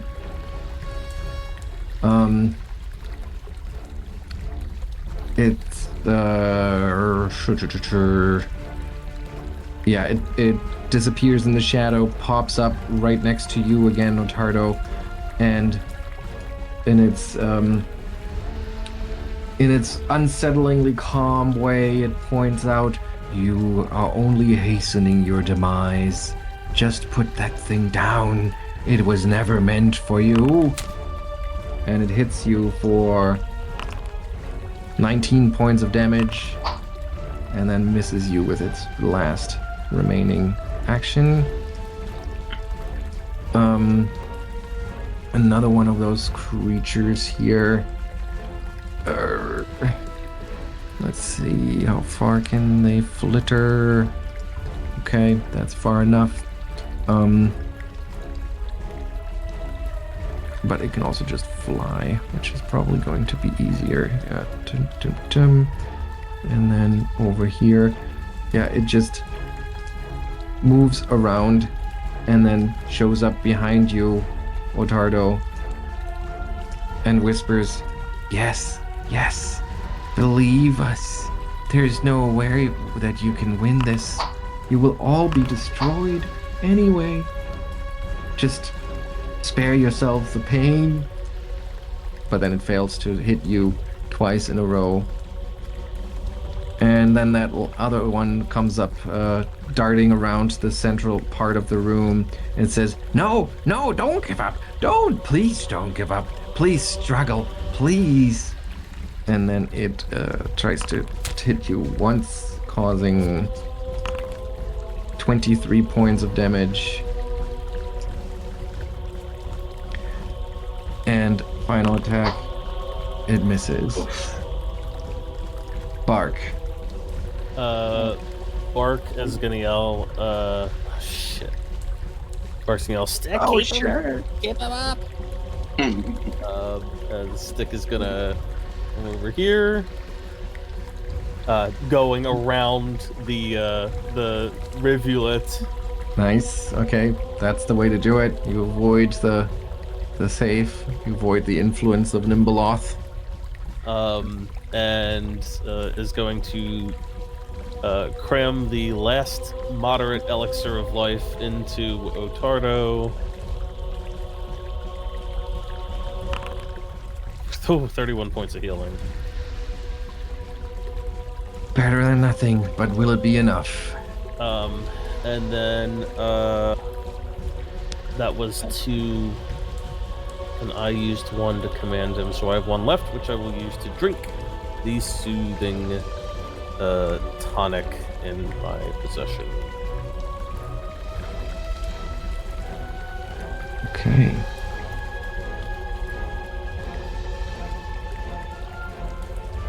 And it is the final Wisp's turn, the one that is not showing any sign of any emotion, no joy, no enjoyment of anything here. It just floats forward, targets Ottardo with almost mechanical precision, and misses him once, misses him twice.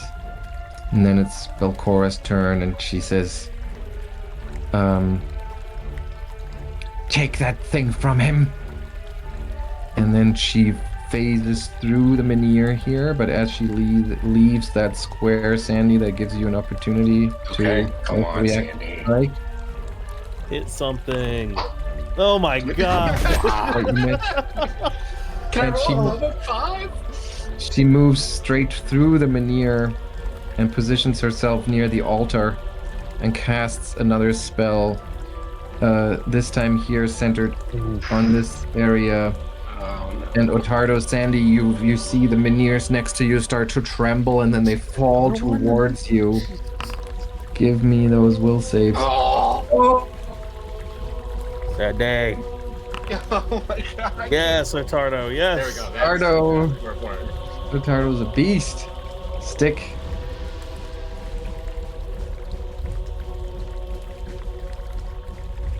Oh, Stick? Yep. Well, I need a reflex save too. And 30-foot burst, I realize that also captures Souma in there.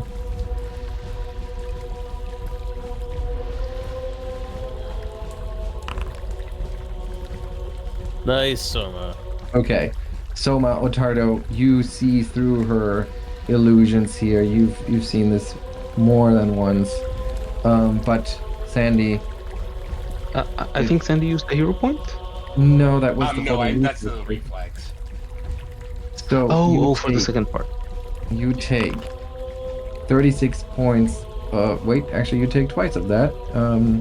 So you take twice that damage, 72 points, and the reflex save was successful. So you don't I think I'm trapped, right? think you're trapped, yeah. But the menhir nonetheless hits you square in the face, and then you feel very stupid about it as you realize that it still sits there, and this was just an elaborate trick. Where was Stick's roll? Stick was a regular He's on top. success. So yeah, that's half the damage, but that's enough to bring him down to unconscious. And Soma, you crit succeed, so no damage for you. It's your turn, Soma. Well, it's very, very uncomfortable, but I think someone will have to focus on Ottardo for this one round at least. So, for her 2 actions will go. I'm sorry, my other dragon will have to do it another day, so another 5th level suit into Ottardo. Nice. Nice.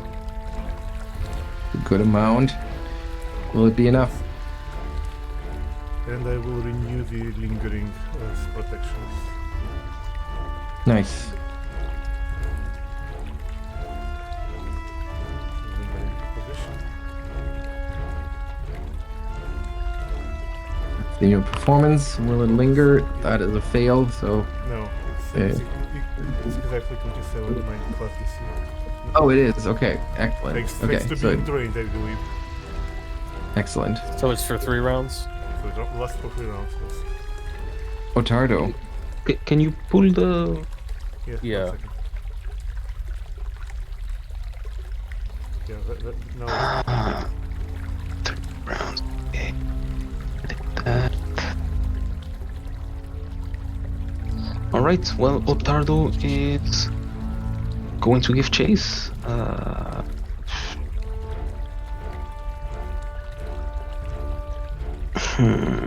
I guess he will fly up above the wisp that's in front of him. Mm-hmm. So that's 5 horizontally and 5 up, Mm-hmm. which would be 15 feet of movement. But it costs two squares basically because it's difficult terrain. Its diagonal movement is also just difficult terrain.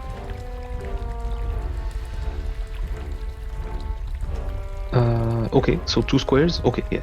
So 2, 3, 3, 4. Okay, that gets him next to Belcora.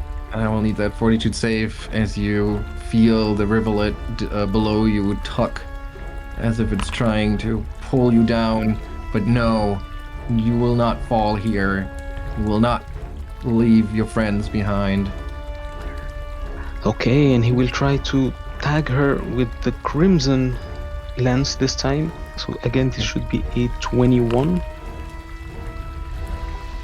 I guess that's a miss. That is a natural one, so definitely a miss. Yeah. Oh, right.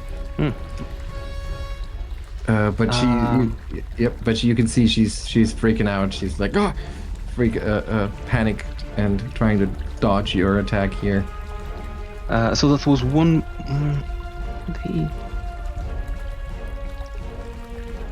I think he'll raise his shield for the last action because. Okay, Yeah. Sandy. I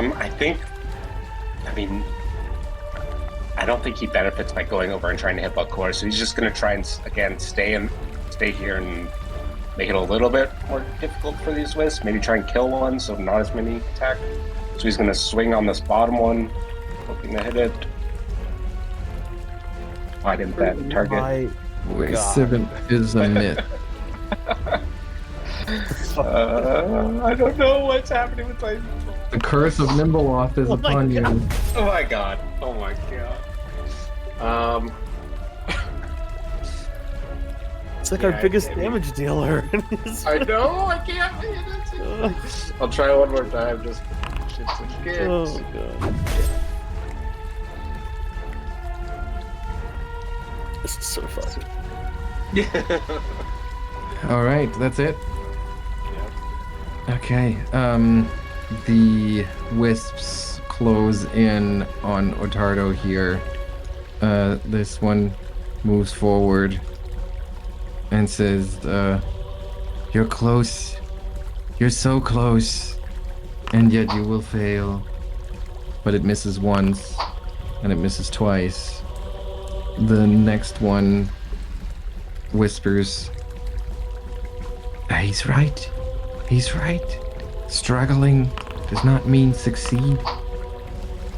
And misses all of them though. The third one here, the crazy one, bops forward and says, "But struggling is half the fun, isn't it?" And it misses. And then it's Park's turn. Man, they are also on fire. Their rolls. Yeah, at least they're missing too. Real. Is it worth bringing Stick up or not? Because he has all the rest of my healing, but also it's the lesser elixirs at this point. I mean, that's still better than nothing. Yeah, he's gonna have to pick them all up too. Fine. I'll use 2 actions to heal Stick.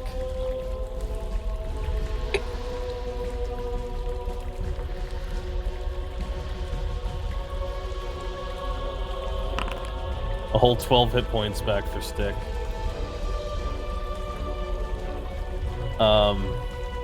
And then he's got 1 action, which I guess he just uses to stand up.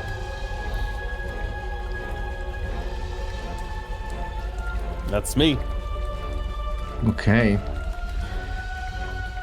The wisp down here, that Sandy flails against, but it is uninterested in him. It just, without any response or reaction to his attacks, it floats forward to attack Ottardo as it was told. Trying to attack him once. Provoke. It will, yes, absolutely. Come on, please. Oh, look at that. Roll that damage. 25. That's okay. You injure it on its way over to Ottardo, but it does not seem to care. And it misses him twice.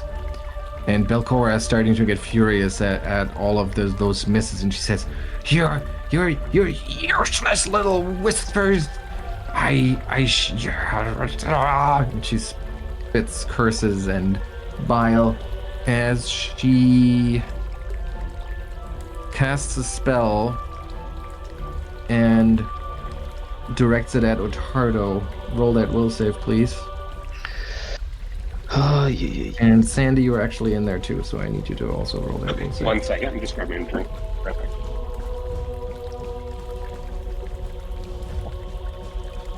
Yeah, I'm just gonna keep moving here. So, Ottardo, you feel a crushing sense of despair befall you as you're in the middle of the sanctum here.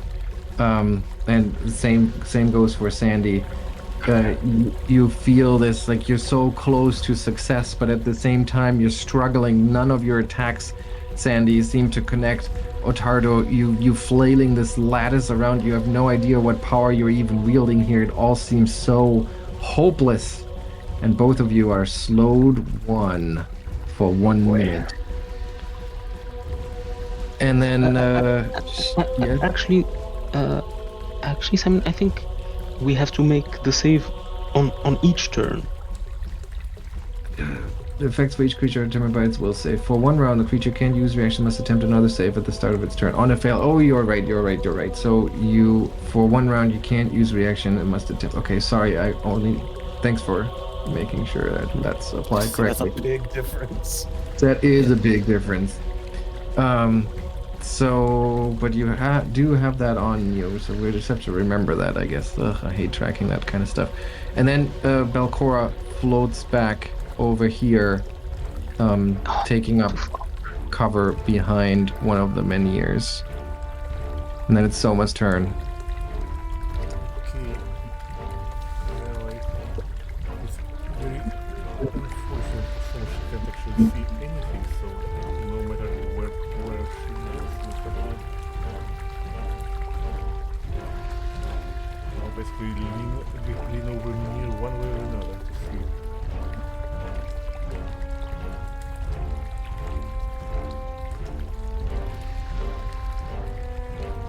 Remember, squeeze past the rivulet. Yeah, well, there's nothing here, so like, it was 5 feet and like this. Oh, 5 feet. And... No, I can't see her at all.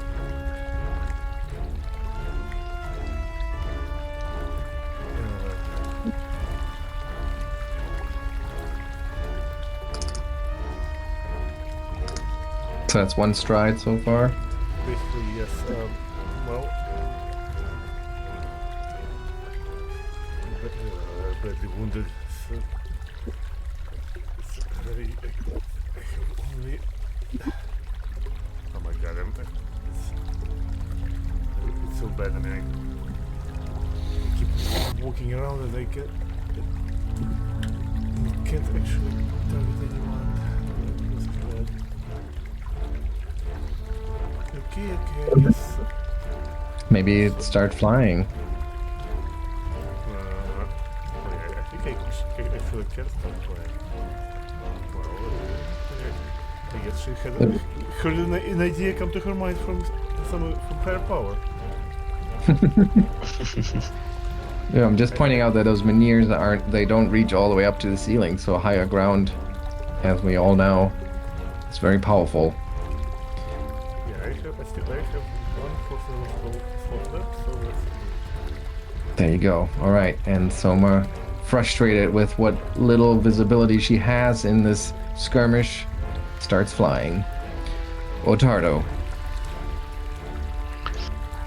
Well, first he's going to make that save again to see if he is actually slowed or not, right? Another save. Yes. Thanks for remembering. Will, okay, let me roll Will here. And that's a fail, so you are slowed 1 for this turn, and you start sobbing uncontrollably. Okay, so he is going to fly over here, and I don't know how many rivulets that counts as crossing. Well, you flew over the central pool. Okay, which does nothing. Ironically, that does nothing. Wow. Huh. All right. So he that's one action, and with his one remaining action, he hopes he does not miss this. Okay, he does not. And you heal Belcora in a final act of mercy. All right, so that's Sandy.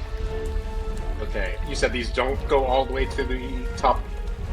They do not. Yeah, you can How, fly over. how high do you have to?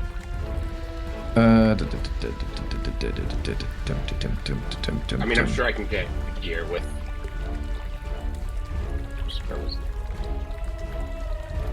How high is it? Why do they never describe the vertical properties of a room? So the chamber stands is partially large circle of towering black standing stones. Okay, they're 15 feet high. Okay, so yeah, I was already at 15 feet. I'd have to go to 20, but I can come back down to 15 here. Mm-hmm. And then, I mean, I'm just gonna keep trying to keep these Kill things Wisp. at bay. Yeah, Yes, come on. please. Thank God. There we go. There's a hit. Let's see that damage. 32. There we go. Better damage. Yes, and you leave it badly injured, and it just sighs in response and says, futile resistance. And it may be right, as your second blow misses. And then it tries to get around you, so you get a reactive strike here, if you want to. Okay. Yep. And it is the one you just attacked, so...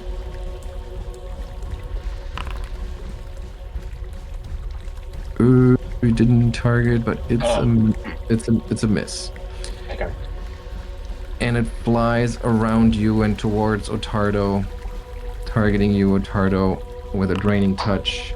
Missing once, missing twice. The one over here also floats over and is going to try to touch you. Missing twice.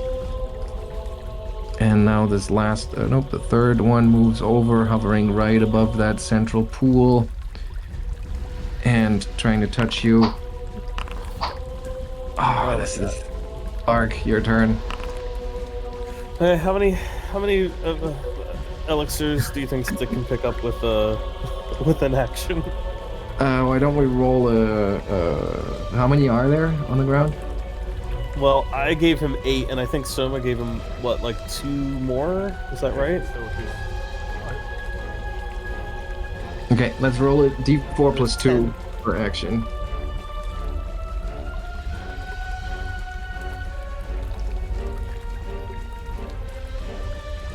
Hang on. D4 plus 2, you said? Yep. 3. So 1. Souma, what did you hand him? she had the healing potion. What level were they? No, it's just I'll drop them in the chat. Because obviously I want him to get the most useful stuff first. It's healing potion lesser. Okay, I don't think that's as good as my elixirs. So he's gonna scoop up 3 of the elixirs with an action. But that's unfortunately all he gets to do this turn. Because Bark...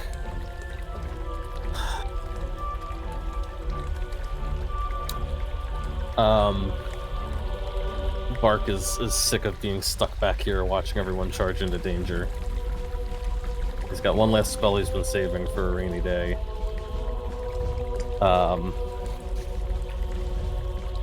So he says, "Somebody call an ambulance!"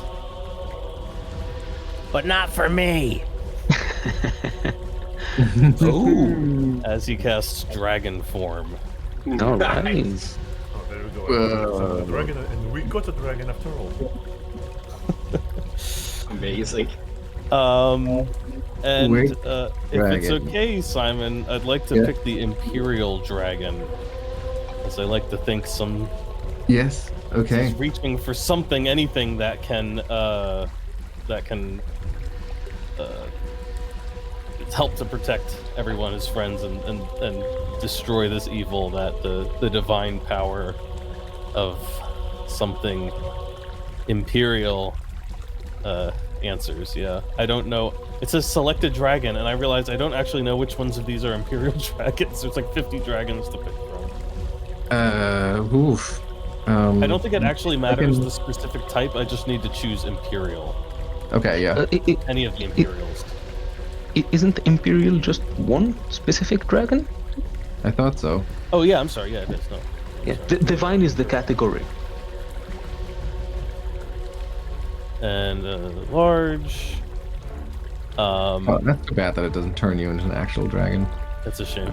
I get some temporary hit points, but unfortunately that's all 2 of my actions for the turn, so it's just a dragon sitting in the corner right now, and I do get a little fast healing. I'd like to think that, and correct me if I'm wrong here, but I feel like the manifestation of that is, you know, you look like one of those Chinese dragons, but the face Yeah, I was thinking very that much with like the pug-faced dragon. I had the exact same thought. Yeah. Awesome, yeah. He calls out and suddenly his voice is all like echoing around the place. He's like, "Hang on, I'm coming!" that floaty snake-like movement, yeah. All right, now we have another one of the wisps which just passes by Sandy, who already used his reactive strike, and this is the one that just floats without any sense of urgency, but it does manage to strike, maybe because of its methodical approach here. 26 points of damage, and its second blow misses.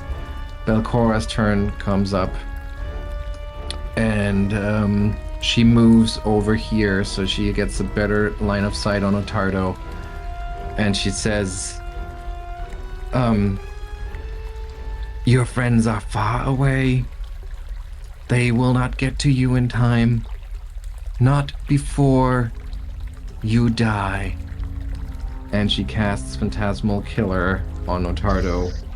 Okay. Oh, you got this. It's just a phantasmal killer. Yeah. Let's go. All right. How do you react? What, I mean, you know the outcome, but what is Ottardo's reaction to that?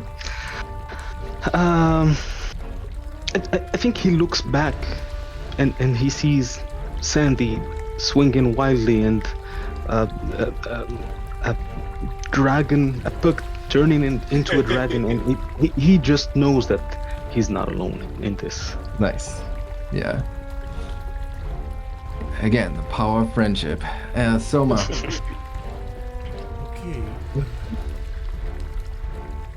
Let's move a little bit here. Aha, there we go. I can see Birke. No, wait, I can see Birke. Sorry, I should have also said that the tentacles disappear on this turn.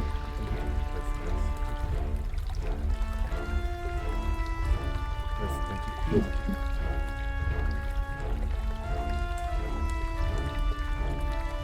Okay, something like this. Because I mean, I also want to do something to Birke, so Okay. Yep. someone will move a little bit closer. And you're flying just above the ground, basically, Yeah. floating across the pond. Okay. Yeah, that's fine. Also, well, the thing is, I can help but notice that she moved out of her invulnerability globe, so... Yeah, a long time ago. So, Souma will, like, her eyes will ignite with mischievous glee, and she will look at Birke and raise her arms, saying, like, well, contract this! And, well, that would be 42 safe from Birke, please. As you spirit blast her. Okay. That's a regular success, so she'll still take some damage. So I suppose it's half of that. Yeah, but only very little of that actually goes through, and she laughs and she says, "You dare to try to hurt me in my own sanctum?" I guess we'll know better That's- next time. Oh, oops, sorry. I didn't realize you were Sorry. clicking end here. So, Ottardo, you're not necessarily slowed. You need to do a fortitude save again. Let me give you the prompt if it has disappeared. Is it will or fortitude? I think it was will. I forget. I'd prefer if it was fortitude, but No, I think you're right, because it's crushing despair. So, yeah, give me a will save, please.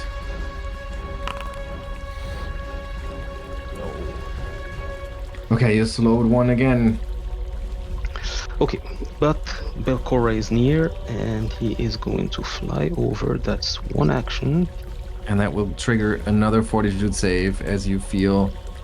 let me prompt you for that here. As you feel this tug. But no, you have a mission here. You need to deliver it. All right. Crimson Yeah. Lens Come on. with a plus That's the 3 hit. on this. That's Okay. the head. And you you wave the lattice around. You manage to strike her ghostly form, and it flickers violently, and her voice takes on a pretty desperate edge as she calls out, "No, no! I can feel her! I can feel her looking! You don't understand what you're summoning. Nimbleoff doesn't distinguish between enemies and friends. She'll devour you all!" That's your turn, Sandy. Okay. Sandy is again going to get in front of these wisps. Hopefully. You have to cross one of those rivulets, and then the fortitude save here. All right. Right. Nimbleoff got Target nothing on would be you. this one. Come on. Oh, it's a hit. And you deliver 35 points of damage to it, destroying it. Hang on Nice, here. finally. And as it goes down, and like before it winks out, it says, "I've watched civilizations crumble. What makes you think your efforts will endure?" and then its voice just kind of fades out, and so does that sickly light of the wisp. Gone.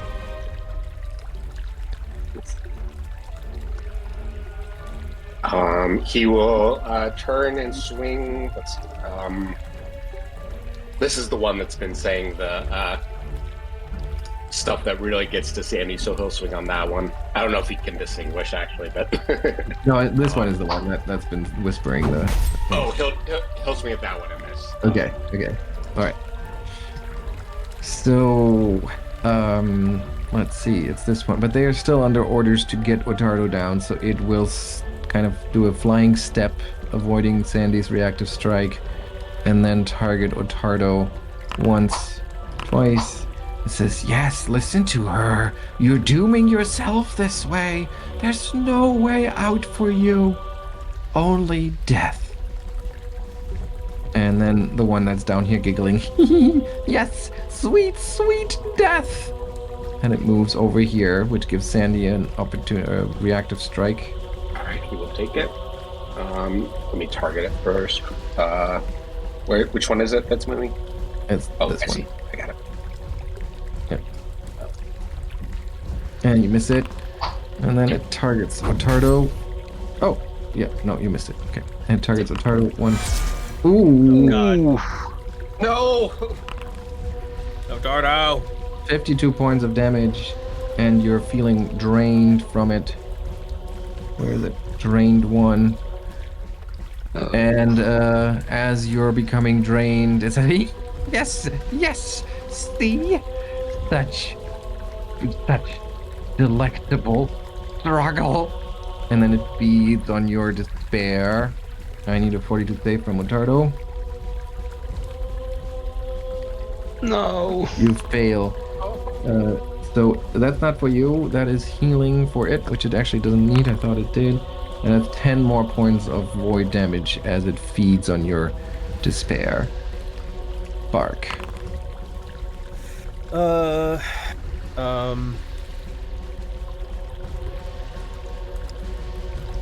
don't know if Stickneys should waste more time picking things up. Probably not. Should probably just get to where the action is. Okay, well, first we'll have Bark's movement. Bark has a fly speed of 100 feet. 100 feet, that's amazing. So Bark is gonna... Bark is gonna go up to 20 feet so that he can get over the columns here.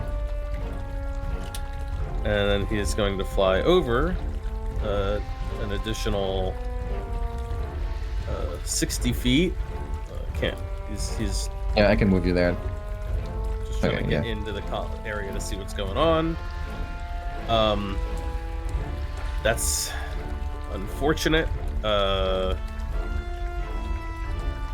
Well, I guess we'll try to protect Ottardo while he does his thing. Who is the most injured? This thing. Yeah, he looks in really. He's probably his because he took that much void damage. He would look like a corpse at this point. Yeah. Cannot let anything else get to him if it can avoid it. So I will come over to here. And then I will use my hail attack to hit this last thing before its turn. I don't know. Actually, wait. No, I'm sorry. I'm going to use my Jaws attack, which means I have to get a little closer. So I don't know if I'm crossing over rivulets or not at this point. I think it's pretty hard for you to avoid it, so let's assume that there's at least one that you have to cross. So give me a fortitude save here. Okay, so you're okay. All right, and then I will try to use my Jaws to hit this this whisper. It's a hit. And your jaws crush down on the creature's spongy body. But you spit it back out and it still bops around as if nothing has happened. Okay, well, that is Bark. Okay. And then Stick is going to come Is Stick small enough to avoid crossing over a stream here? Can he like squeeze past? Yes, yes. As a small creature, that's fine.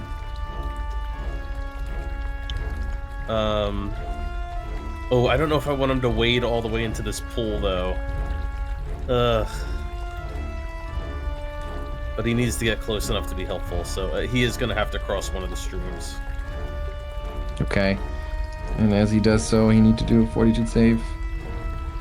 I don't even know. Nobody's actually failed one of these, so we don't know what they do. Mm-hmm. Okay. Needs. All right. That's Spark. Okay. So he's technically still on this side of the rivulet. Yep. Okay.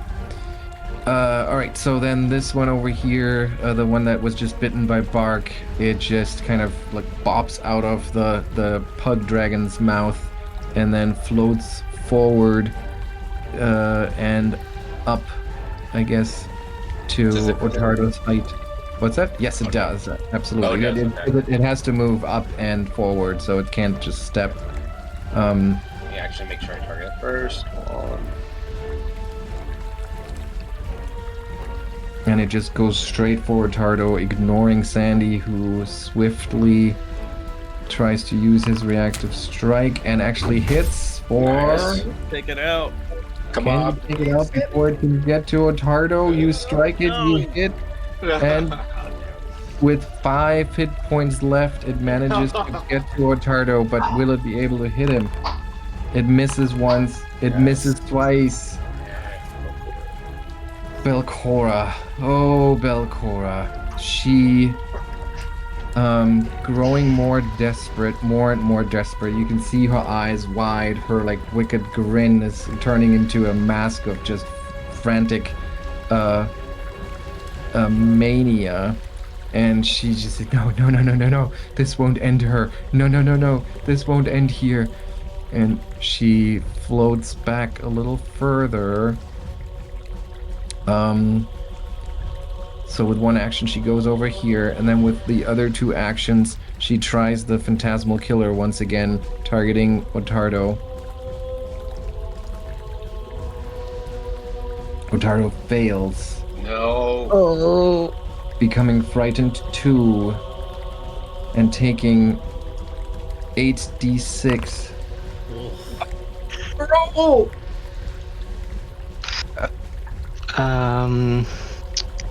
Let me just double check something. Does I don't think Classic it does. Ottardo warrior. No, I just have this memory of Phantasmal Killer having the trait. What? I don't Incapacitation. remember. Yes. Yes, but that's only the effect on the crit failure as the incapacitation trait. Oh, not the whole thing. Okay. That's only when it saves you potentially from dying, but that mental damage thing, that's unaffected by the incapacitation. They may have changed it for the remaster, but this is what we're playing right now, so that's what we're going. All right. Well. Okay, Ottardo so is on the brink. on the brink, Souma. Well, I mean, it's my sixth level sorcerer.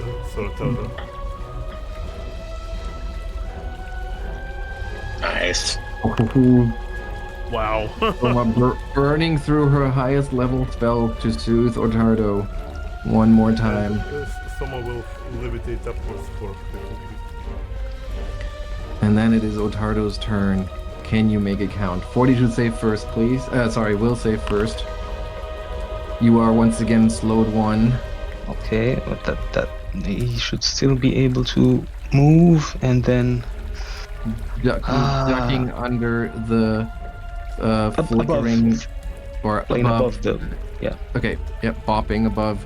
But you kind of cross that rivulet there as you were just hovering over it and then leave the area. Oh no. Critical failure. You become doomed. Okay. Oh god. I don't remember Okay. what to do, but it sounds bad. It means that the number of You're closer to condition the. of levels of dying is reduced by 1. So now he would die. He's doomed 1, so he would die at dying 3. And doomed can stack, and once you hit dying 0, you just die. You mean when you hit Doom 4? Yeah, it basically means then dying 0. Yes. Oh god. All right. Well, he's gonna aim that fulcrum lens, that ochre one. Missing static. Selected act. I don't know what it's trying to say here, but basically it's a plus 21 on this. Let me just do it manually. Yes. Oh, That's a Yes! natural 20. let's go.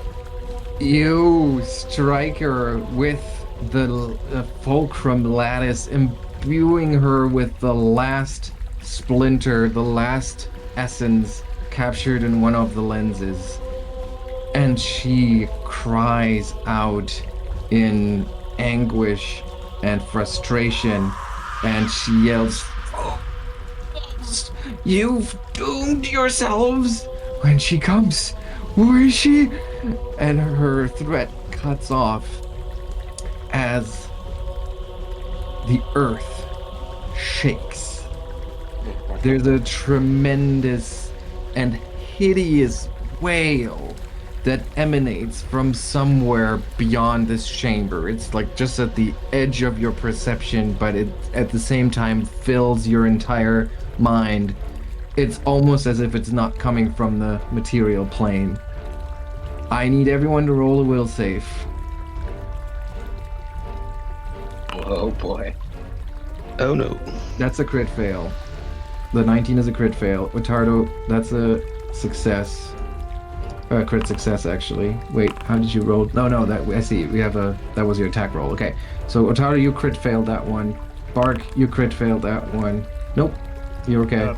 A 30 is a crit Thankfully, fail? I have a hero 30 point, is a- so I will that's reroll that. 30 is- Souma, that is technically a crit fail, so you reroll, okay?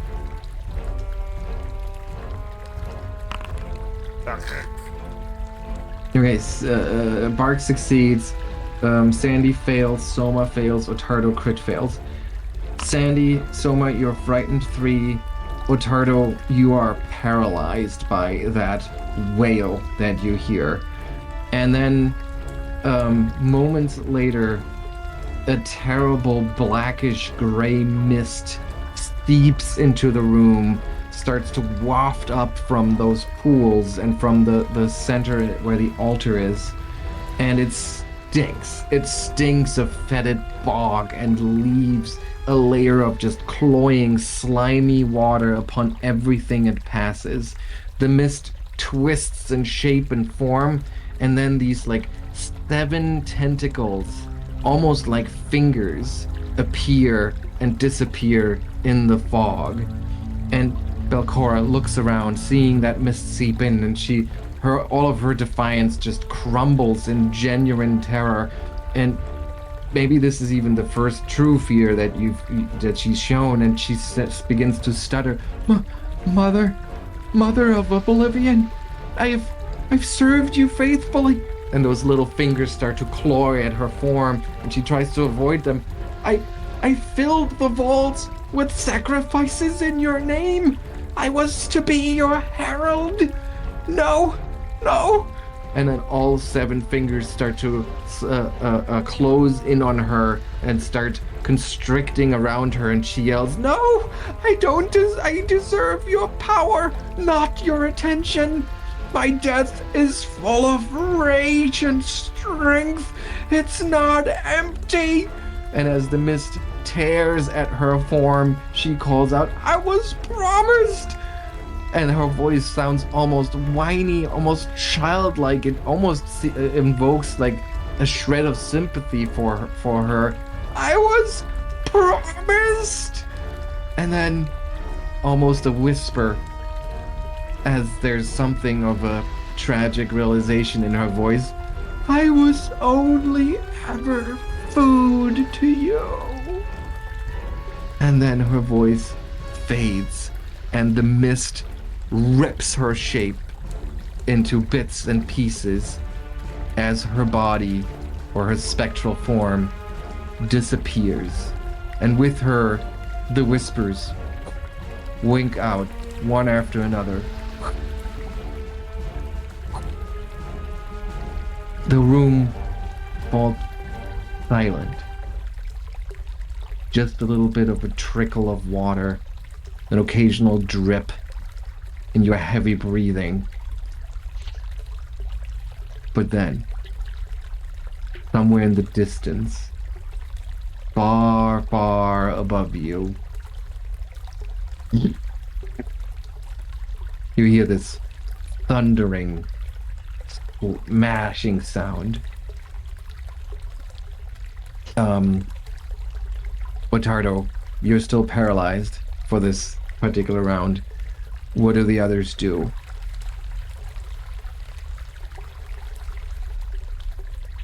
Well, I mean, Am I paralyzed as well?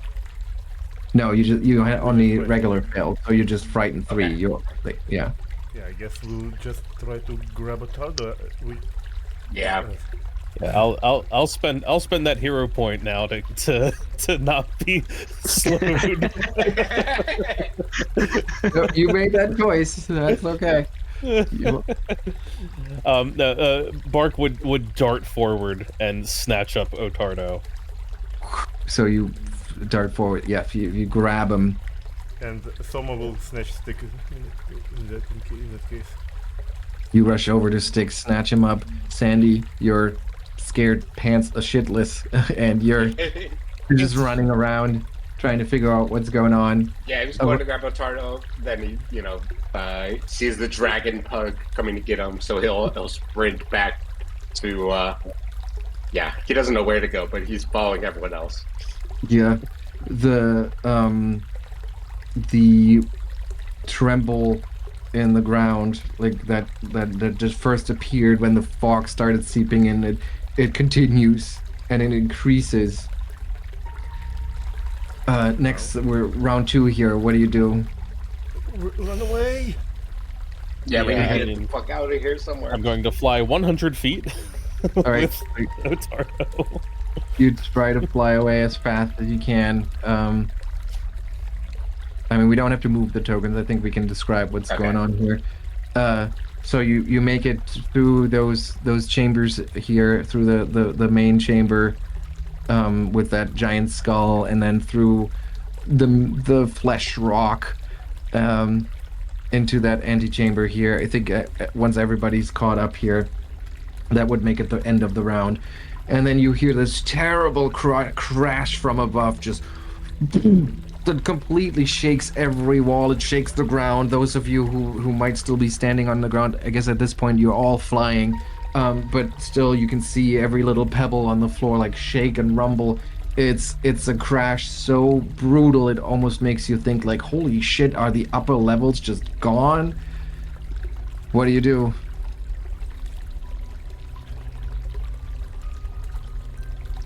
I mean, can you get us out? Can you teleport again? Do you have any left? Nope. Yep. So we gotta run. Yeah, we have a considerable problem here. Yeah, we just get into the pipes and fly over the swamps. You can get into the pipes. Yeah.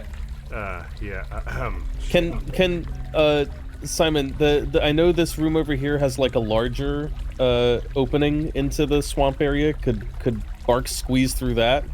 Well, I mean, I think only Sandy saw that room really. And there's like a dam at the northern part, which is currently raised. So if you found a way to lower that, you could definitely make it through there.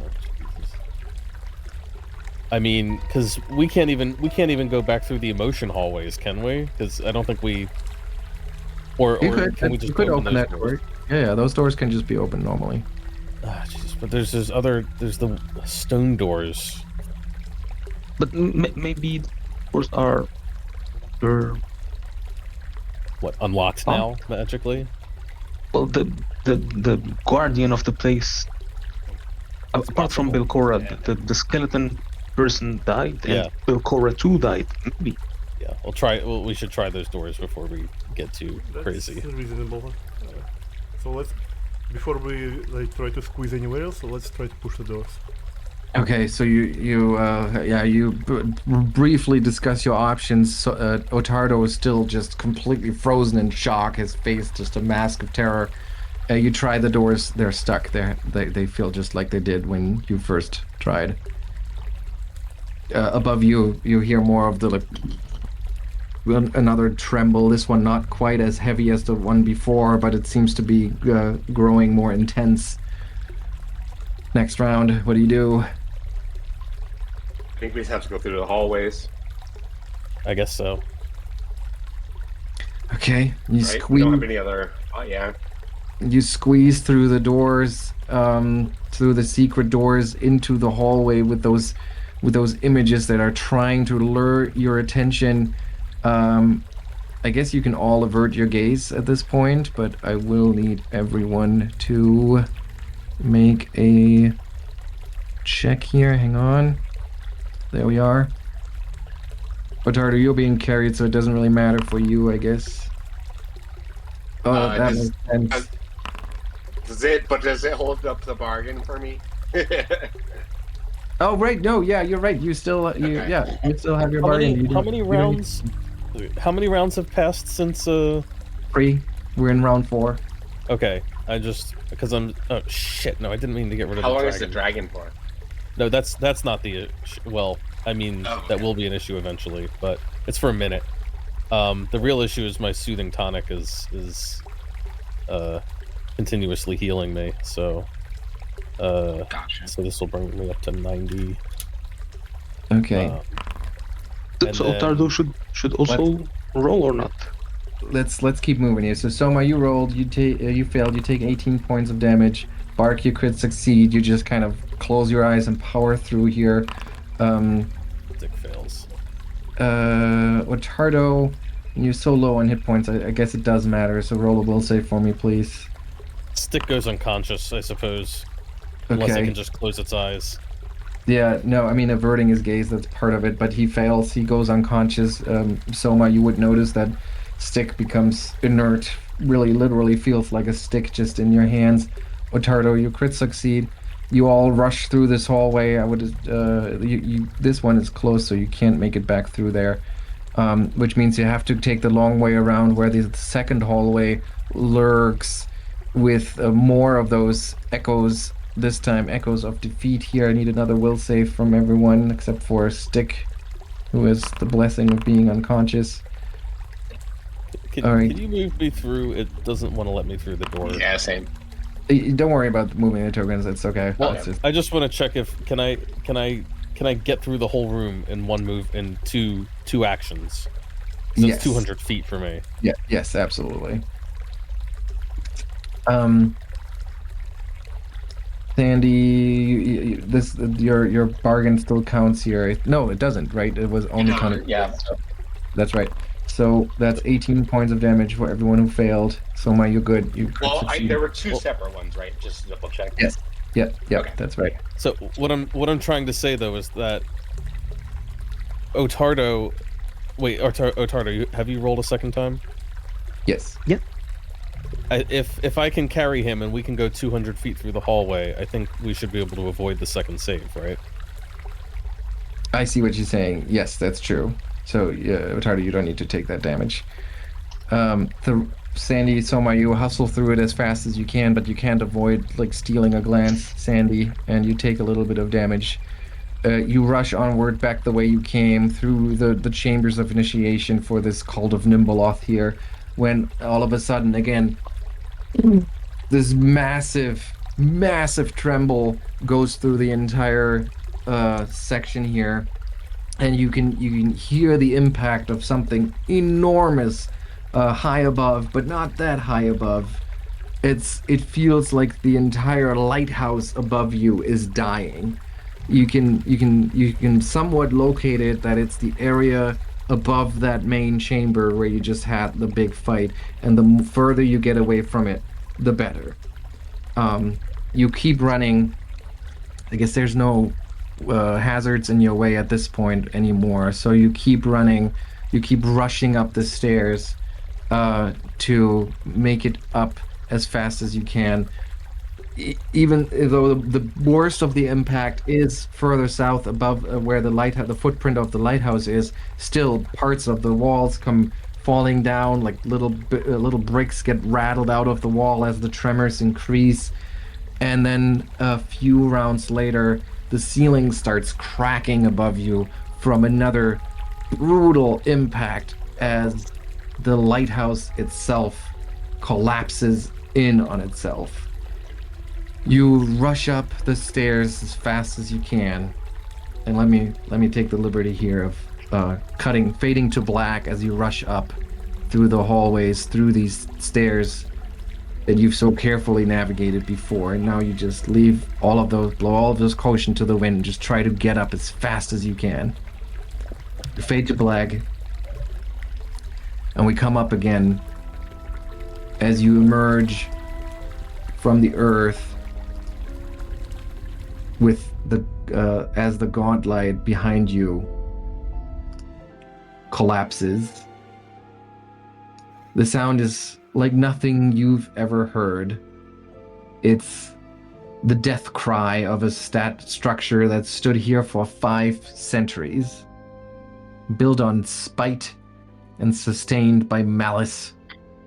You hear stone grinding against stone, ancient timbers snapping like bones. The ground still shudders beneath your feet. And then silence. You look out where the lighthouse once stood. Now only a pit. Steam and dust rise from the fog fen around you like the final breath of a defeated giant. Gauntlight is no more. And somewhere in whatever void Nimbleoth calls home, Belcora Harrowvex has been devoured. Not destroyed, but unmade. The empty death claimed her most devoted servant, and the ghost who haunted these halls for 500 years is simply gone. The walk back to Otari has never felt so long or so short. Your bodies ache. Your supplies are exhausted. Some of you bear the wounds that will leave scars, mentally and physically, reminders of what you faced in the depth. But with each step away from the fog fen, the weight on your shoulders lightens. You pass the Stone Ring Pond, where Warlewin still kneels among the standing stones. Her eyes open as you approach, and for a long moment she simply looks at you, at Bark, at Stick, at all of you, and then she smiles, and there are tears on her weathered cheeks. The corruption. I can't feel it anymore. The old wound in the earth, it's finally healing. She rises, joints creaking, and bows her head to you. To Bark especially, she says, "The druids who died here so long ago, I think they can rest now. You've done what they could not." We fade to black again, and as we come back, we see the heroes in Otari proper. And word clearly travels faster than your tired legs. People are already gathering, and they lie in the streets. Fishermen and lumberjacks, merchants and children, the old and the young. They don't cheer, not at first, they just watch, as if they need to see you with their own eyes to believe that it's true.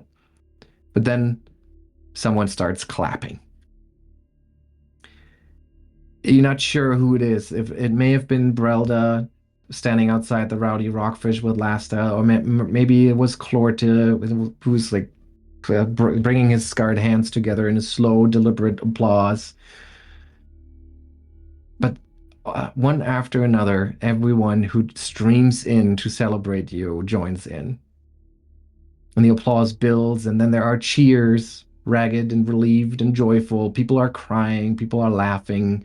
People are hugging strangers because today everyone is relieved.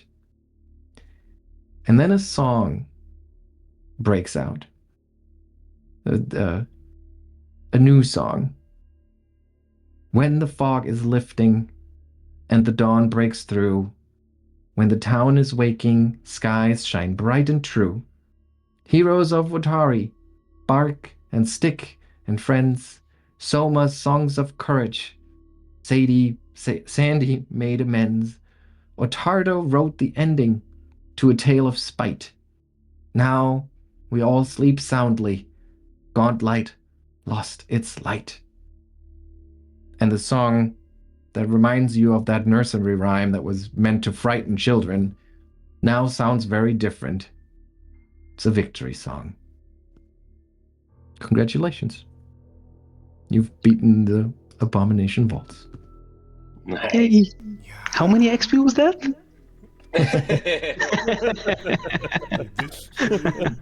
Did the lighthouse drop any good loot? That was awesome. Wow, yeah. That was intense. It was. Yeah, that did get quite close. It did. Very did. close. Yeah. Yeah, but you made it. Finally. No more abominations. No more abominations. I would suggest that we could do what we kind of did with Curse of the Crimson Throne. That we'll let it all sink in, and if you feel inspired, if you want to write a little epilogue for your character, maybe it's the next day, maybe it's 10 years later, just so we see like one final scene where they end up. Because I guess for a while we won't be seeing these characters again. And yeah, we can just share those over Discord and have a nice little send-off for them.